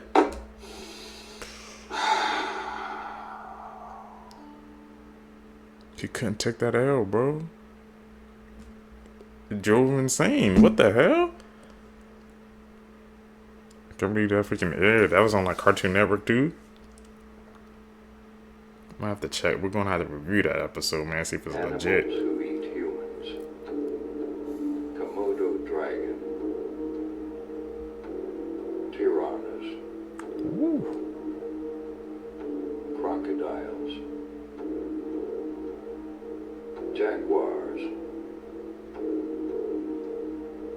African driver ant. African driver ants eat humans? Bear. Lion. Catfish. Catfish eat humans now? What the hell? Tiger. Cheetah. Hyenas. Shark. Dog. Dogs too? What the hell? Polar bear. This is part 2 of the crime scene That photos has shocked that were me. leaked from the Gypsy Rose Blanchard case, revolving around the murder of her mom, Dee Dee. This is another photo that was taken inside the house. You can see that the kitchen is absolutely trashed. This is inside their living room. Again, literally trash everywhere. This next one, please, if you're squeamish, look away. Okay, I cropped the photo, but basically her mom was found in this pink bed sheet. I'm covering a lot of, She was found laying on her stomach with stab wounds all over her body and a huge gash mark on her neck. Again, those photos are literally online where you see everything. I cropped this one again, but this is the crime scene bit. This half, it was just all blood and a wrapped body. I know a lot of you are really curious and you want to see these photos, but they are very dark and gruesome. Even photos of Dee Dee nude from the waist down. It was a very dark and gruesome murder. Cursed games you should never play. Part 24. Dark case. Blue baby, baby blue. Begin at night. Go into a bathroom and turn off all the lights. Then lock the door behind you and face the mirror. As you're looking into the mirror, position your arms as though you're cradling a baby. While doing this, chant the phrase blue baby, baby blue 13 times. As you do this, you'll feel the weight in your arms begin to grow. And at some point, you'll start to feel scratching on your arms. Once you feel the scratching, immediately drop the baby in the toilet, flush it, unlock the door, and leave. If you're alive, you won. But there are 2 possible losing conditions. The lesser of 2 being the scratching in your arms becoming unbearable, or the second one being a woman appearing in the mirror. She will demand her baby back and probably kill you. I never play those type of These are games. scary cartoon Never. truths that would terrify you. Part 12. Okay, so Talking Angela started as a mobile phone app for a lot of children. Angela is a white cat with blue eyes who has conversations with you and could answer any question you ask. But recently, Talking Angela turned into an app to spy on young children. It is said the app was taken over by a creepy man or a very creepy group. It's said that if you're over 18, nothing happens. But if you're younger than that, the cat will then start asking you very weird questions. Like, What? where do you live? What is your name? And what are your parents' names?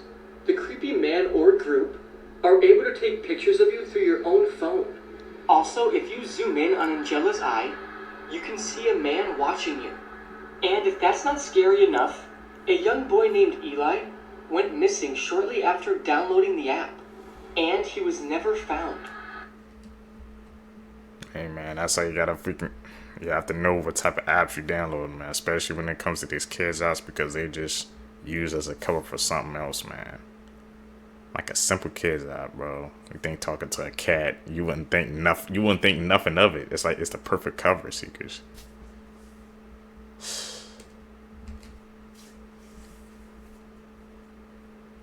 We learning out here.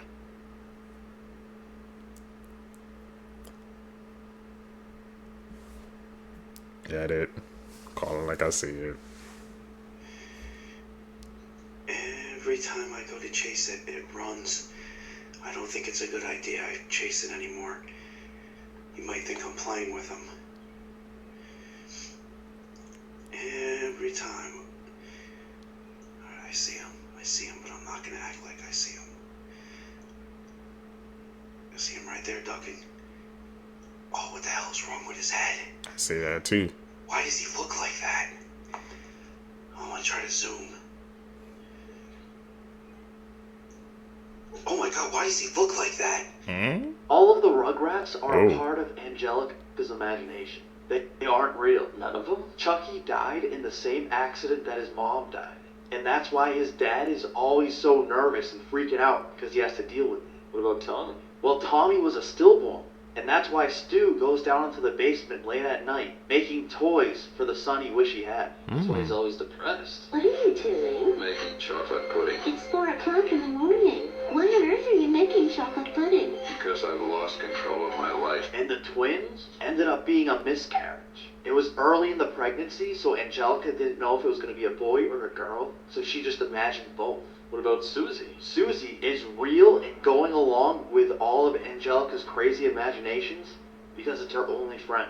She tries to make her happy at times. But the one baby that is real is Dill. Dill goes against Angelica's crazy imagination and doesn't do what she expects. And that's why Angelica freaks out on Dill all the time and gets so upset. Rugrats, man, they weren't real the whole time?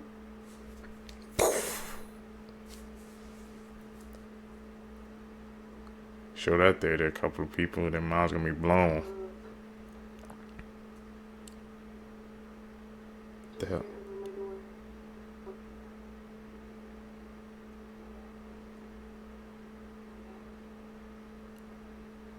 The hell?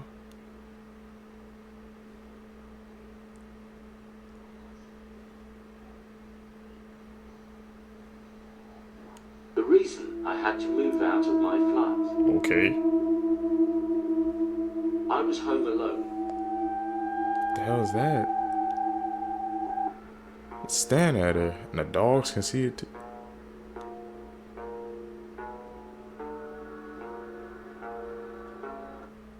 It's like the dog can sense it.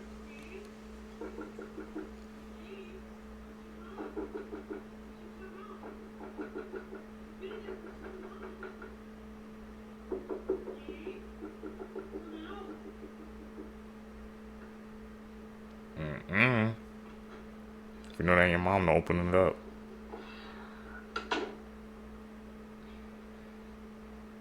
How the hell they unlock the door?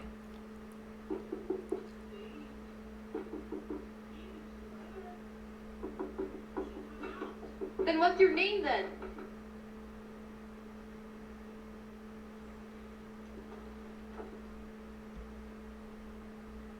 Yeah, what the hell?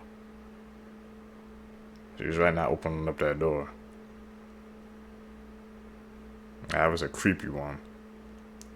For sure. This teenager became concerned for her ex and tried to help him. Little did she know she was about to be brutally killed.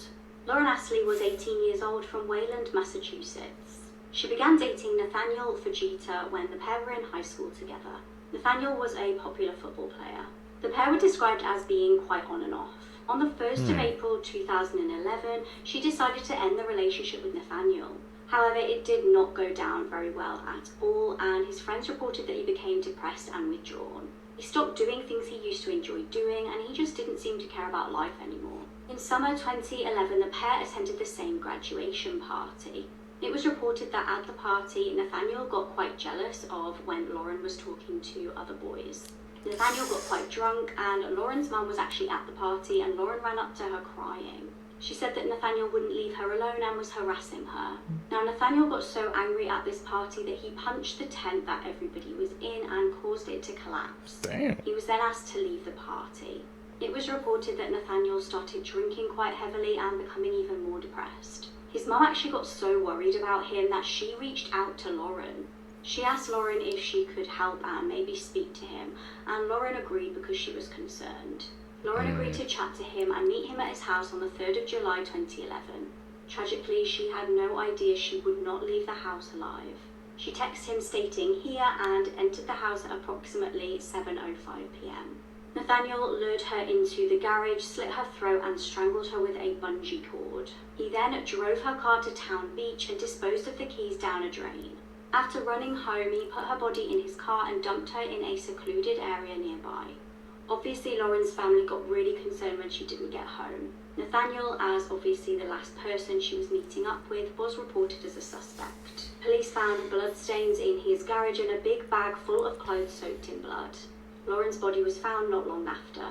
Nathaniel's defense in court stated that he was suffering a massive depressive episode and therefore should not be held criminally responsible. Really? However, luckily he was found guilty and sentenced to life in prison. People are calling was this just trying to case help. the Incest House of Horrors. This case comes with just about the biggest trigger warning for the most horrific things you could hear. It was October 2023 in the quiet Polish village called Koniki. An arrest was about to happen which would shake the small community. The true horrors of what had been going on under everyone's noses were absolutely chilling. Piotr Girasik was 54 years old. He and his wife Hannah had had a staggering 12 children together.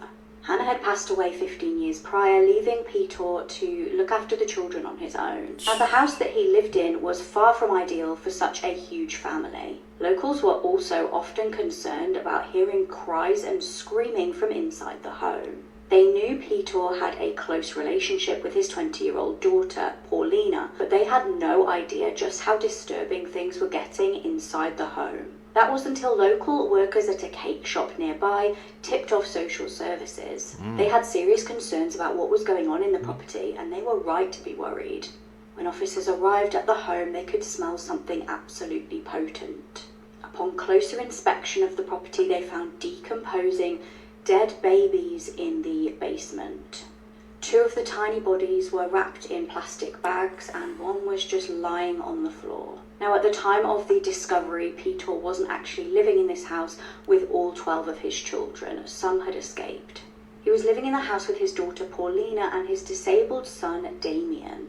It would later be revealed that sometimes Damien was seen sat outside the house crying. He told officers that his dad would have S with his sister, so the dad's daughter, and regularly chase Damien out the house and beat him when he wanted to do this.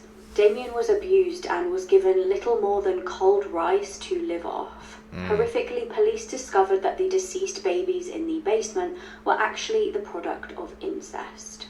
The 3 babies found in the cellar were believed to have been killed just after they were born. Frustratingly, Piotr had actually been on the radar of police. He'd been investigated 5 times over allegations of incest. He was arrested finally by police, and his daughter Paulina was also arrested. Thankfully, many of Piotr's children had managed to flee, and his one daughter Kasia referred to him as a monster. He's now facing charges of murder, incest, and R. McDonald's employee recorded this video and posted it on Instagram right before murdering her manager. I got sent home early yesterday. I got sent home early today by the same person. I'm telling you, she's a bully. This isn't funny. She needs to understand that just because she's a mother and got children doesn't mean that she can come in the store, disrespecting people, talking to them like everybody's beneath her. Gonna have to stop. She's a bully. I'm telling you. She's a bully. She could keep being a bully if she wants to, but that is going to catch up to her. Because it ain't funny at all.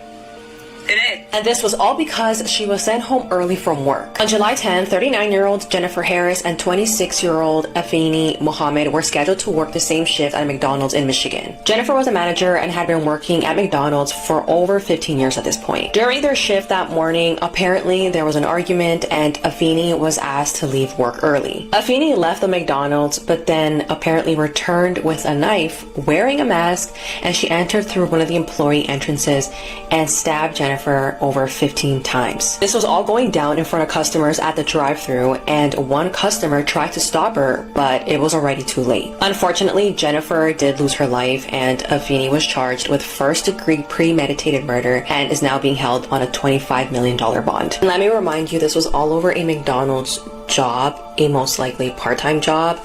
Let's normalize quitting our jobs when we're not happy, because it's not worth it. This is the preach. So a woman lost her life over a McDonald's job, like she said, pretty sure it was part-time. Just because she was getting sent home early. I don't know why she was getting sent home early, but it's not worth it, man. If you ain't happy at your job, just leave. 'Cause it looks like you'll just make yourself go crazy and go down a dark road. A story about the blind woman who could see ghosts.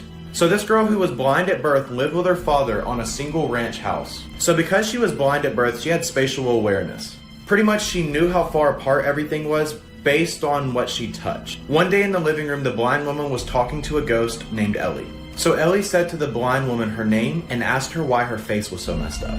So the blind woman then asked, "Why is my face messed up? What's wrong with it?" And at that point, the father then heard the conversation and snagged the blind woman out of the room and said, "Who were you talking to?" The blind woman then replied, "I was speaking to Ellie," and then the father laughed. Over the course of the next few months, the blind woman started speaking to over 13 ghosts.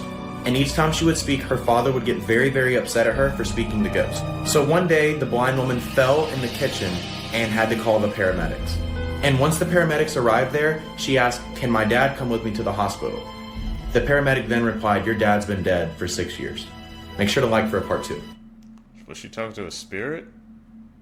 Which countries have the most serial killers? On average, in your lifetime, you will walk past 36 murderers/serial killers. So that actually got me thinking, which countries have the most serial killers? And of course, there's a study, and here are the results. The top 21 countries with the most serial killers, so the countries with the least, are Sweden, the Netherlands, Scotland, Poland, Spain, and Hungary. Placing 15th to 11th, we have Austria, Brazil, Mexico, China, and France. Okay, now this is the top 10 countries that have produced the most serial killers. We have Russia, India, Australia, Germany, and Japan. Placing in the top 5, we have Italy with 97, Canada with 106, South Africa with 117, England with 166, and the United States with 3,204. Now send this to someone who you know lives in one of these countries because you made the list. Elon! That's a shame. I knew USA was gonna be on top. This man in a wheelchair got hit by a semi-truck. In 2007, 21-year-old Ben Carpenter, a wheelchair user from Michigan, experienced one of the most terrifying ordeals imaginable.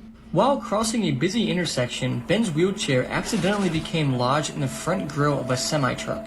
The driver, completely unaware, began driving, dragging Ben along the highway at speeds reaching nearly 50 miles per hour. For 4 agonizing miles, Ben was pinned to the front of the massive vehicle, unable to escape or signal for help, as wind and debris battered his face and body. Witnesses on the road were horrified, some thinking it was a prank or a stunt, until one frantic driver finally managed to pull in front of the truck and wave it down. When the truck finally stopped, Ben was still sitting upright, dazed but alive. Miraculously, he sustained no major injuries. First responders and bystanders were in disbelief. How could someone survive being hurled down a highway, inches from death, for that long? The sheer luck, or perhaps divine intervention, of that day made national headlines, and Ben Carpenter's name became forever tied to one of the most unbelievable survival stories in modern history. That's the scene I think about. He was sitting in front, and the truck driver had no idea.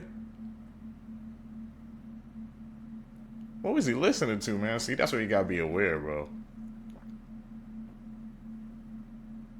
He had no idea.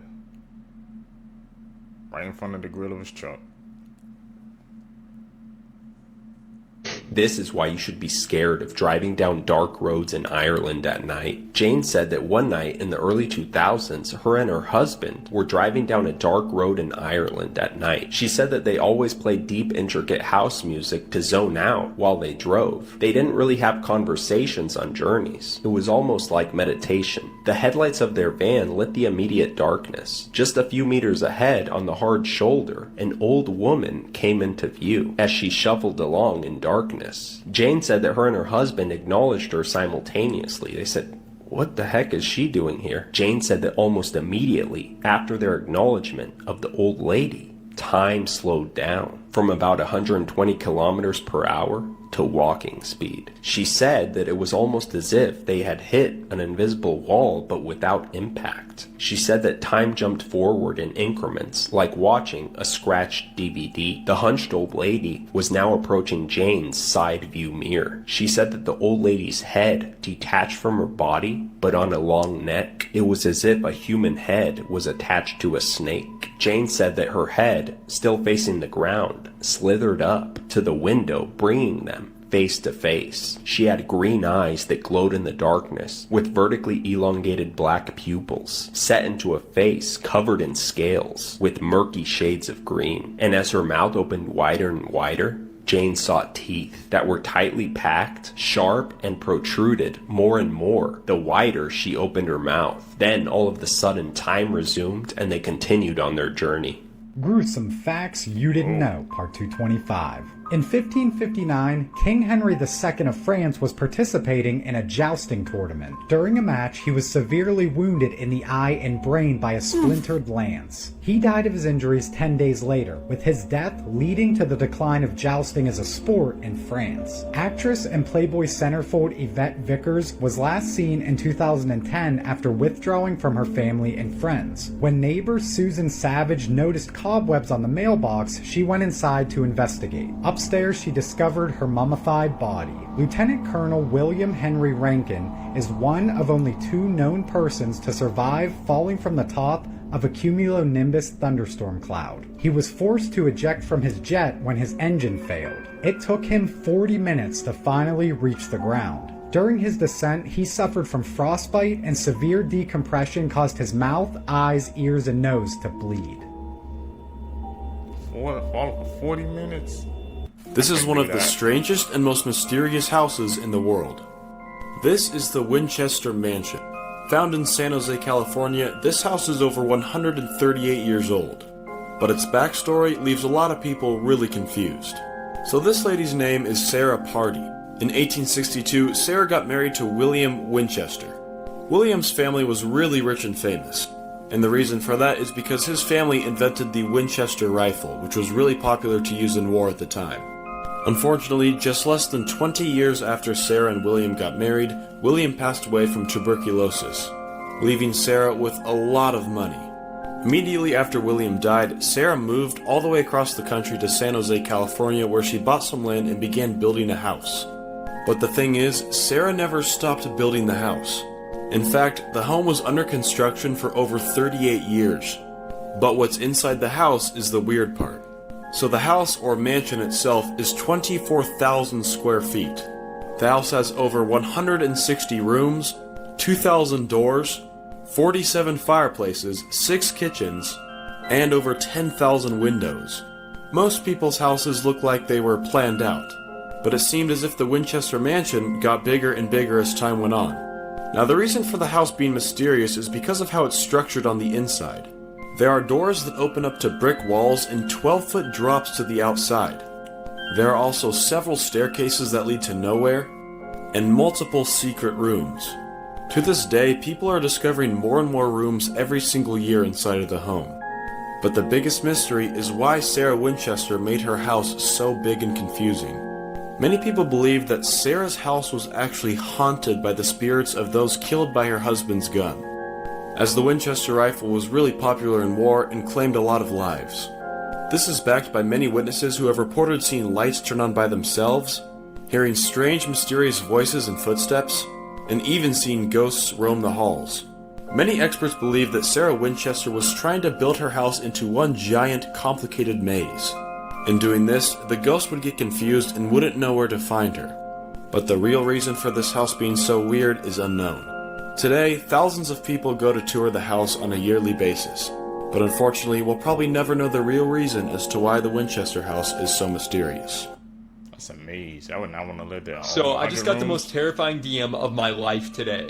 Basically, someone sent me this screenshot. They say that while they were in the middle of watching my video on Annabelle, they randomly got a notification that said that liquid had been detected in their lightning connector. Now, what's so weird about this is they claimed that their phone had not been anywhere near water all day when they got this message. And the message happened right at the start of my Annabelle video, which, if you don't know, is where I showed actual footage of Annabelle leaving her case. And for a while, people have claimed that that footage is cursed. So the fact that this happened is very, very unsettling to say the least. Horror movies that would be impossible to survive, part 4. A Quiet Place. Now for me, I just talk way too much, so having the fact that I have to be quiet or I'm gonna be unalived by some alien creatures that only react to sound, I'm cooked. Also, if this happens in the spring or the summertime, I have allergies. Bro, I'm sneezing everywhere. You don't want to be anywhere around me if The Quiet Place ever happened. You then have Cabin in the Woods 2012. You are set up from the beginning. You are not supposed to survive. And even the characters that did end up surviving at the end of this movie, they were not supposed to. They had every creature, every maniac, every slasher, every anything you can think of, all being ported to that cabin. And then as soon as they got to the mainframe, everything was let free. And if you know the ending of Cabin in the Woods 2012, you know it was absolutely insane. You then have the descent. Now for me personally, I'm not going cave diving. On top of going into a cave that no one has ever explored yet. You then go into the cave with lighters and all this other stuff that you think is going to protect you. And you get inside of the cave and you get lost. People start losing their mind because the flashlights start losing battery. You then run into some weird humanoid-like creatures known as the Crawlers. That's like a vampire-ish creature. And let's be honest, you're done. Yep. Especially the quiet place, man. If you ain't quiet, it's cooked, buddy. We ain't surviving. Maybe he's at the hotel or something. Hiding.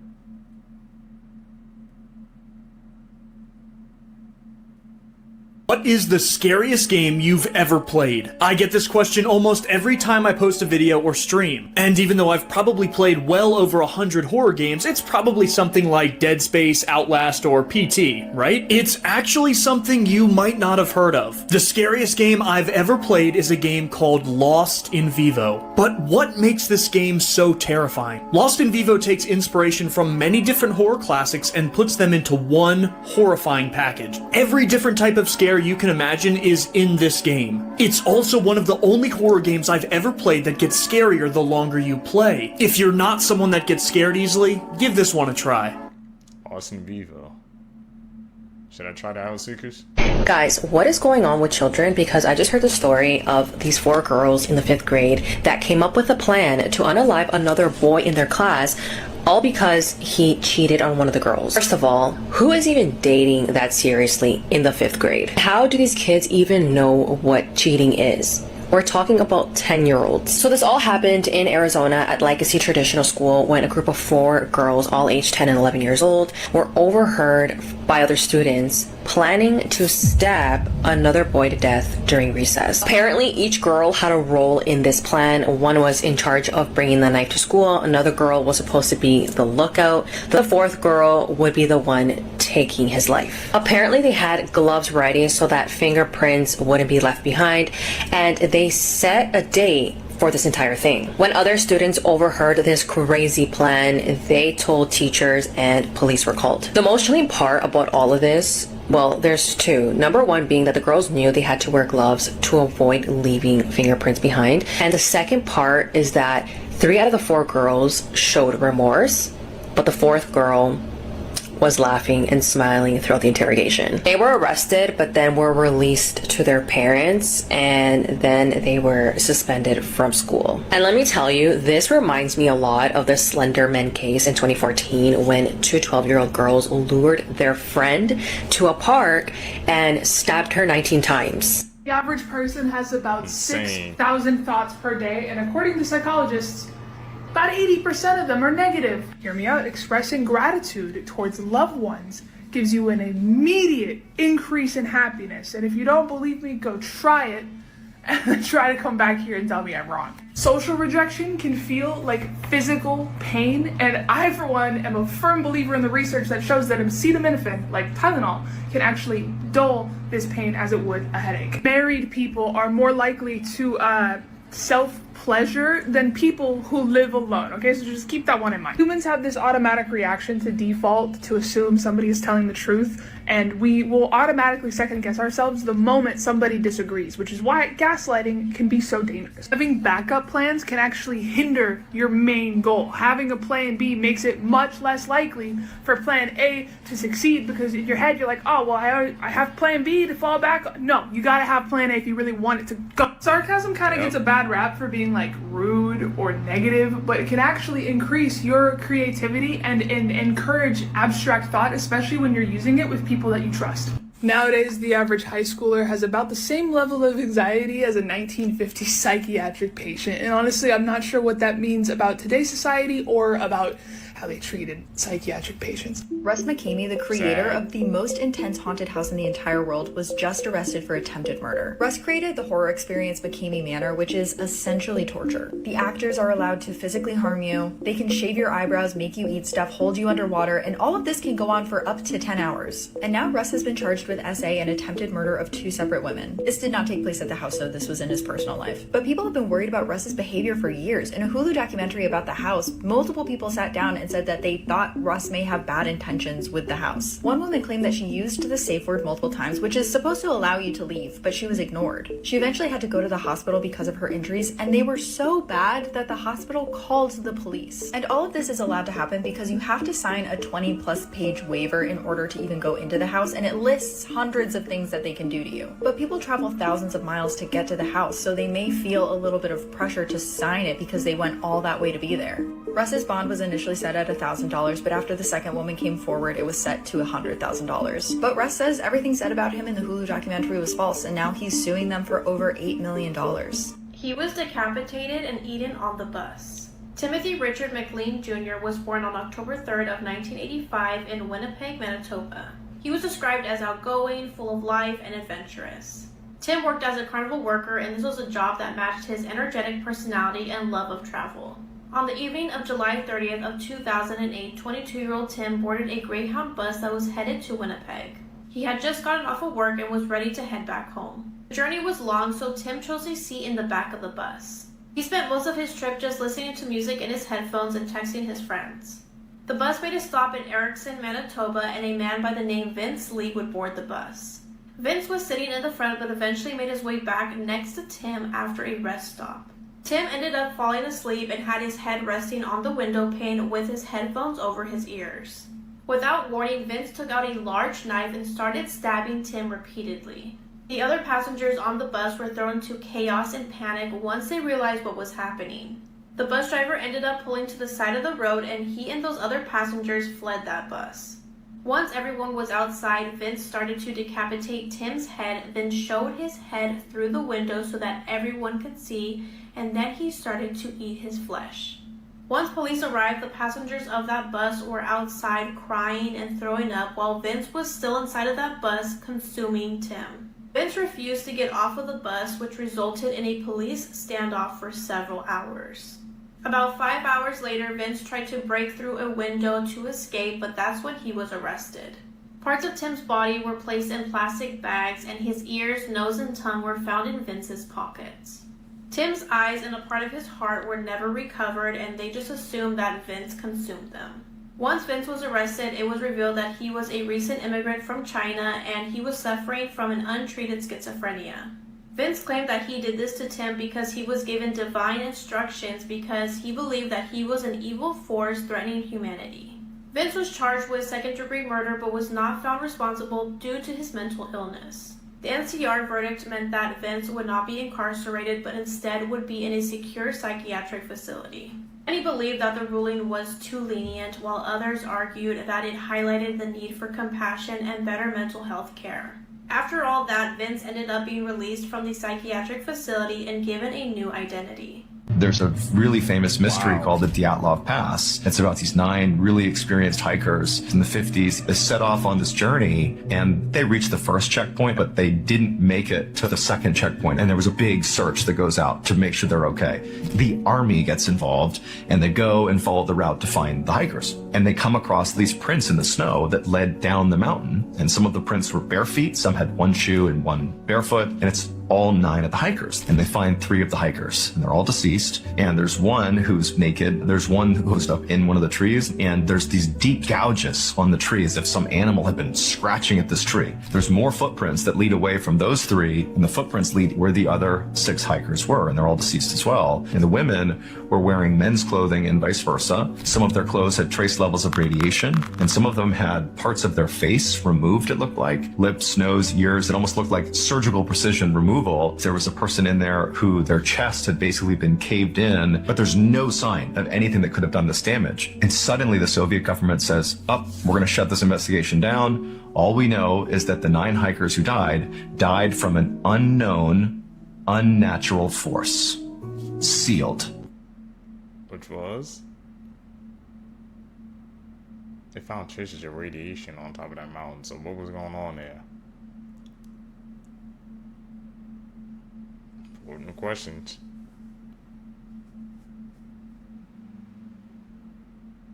Something peeking.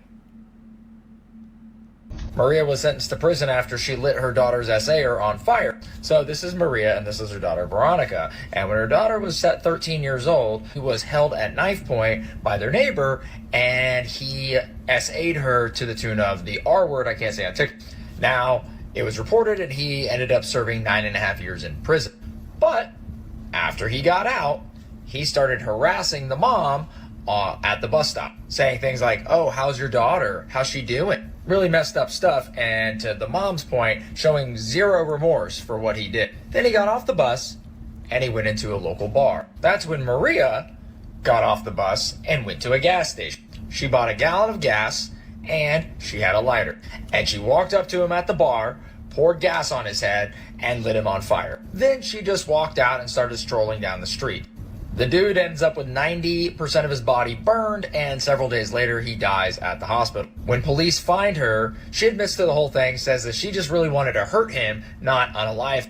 She ends up getting 9.5 years, but she gets out in about half the time. Creepy last words people said right before dying. One evening, Jim Woodford, a wealthy atheist man who had contracted a nerve disease, was surveying a property that he wanted to sell. He had become quite dependent on painkillers as a way to manage his pain. He was sitting in his truck watching the sunset when he decided to take more painkillers. He said that he waited for the relief to set in, but instead of relief, he felt like his feet were on fire. He said that he looked down to see if his truck was on fire, and then the feeling of fire spread rapidly throughout his whole body and seized his lungs. He said that he realized that he had overdosed. Jim said that all of a sudden he became hyper aware of all of his shortcomings in life. And although he hadn't prayed since he was a kid, he cried out the words, "God forgive me," before collapsing onto the steering wheel. Jim said that his spirit left his body and plunged into a realm of darkness, where the land looked scorched. As he walked, he came to what looked like a pit. The walls of the pit looked like black coal, he said. As he looked down, he saw the dim flicker of a red light. He then heard the sound of two large doors creaking open. He said that a large demonic creature that had a body made of fire and smoke began crawling out of the pit. He said that it was so hideous and evil looking that not even Hollywood could replicate it. And it was sniffing,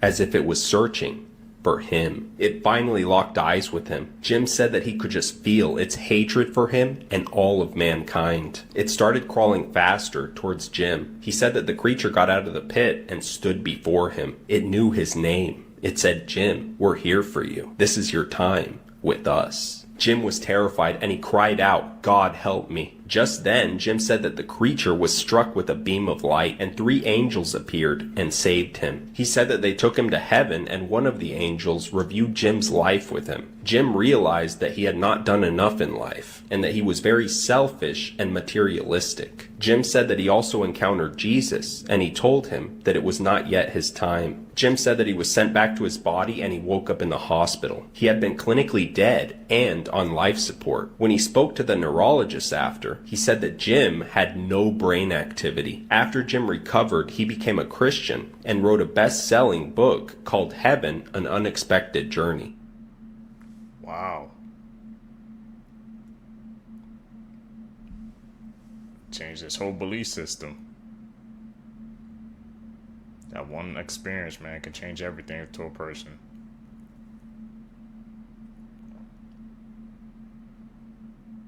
Where we at?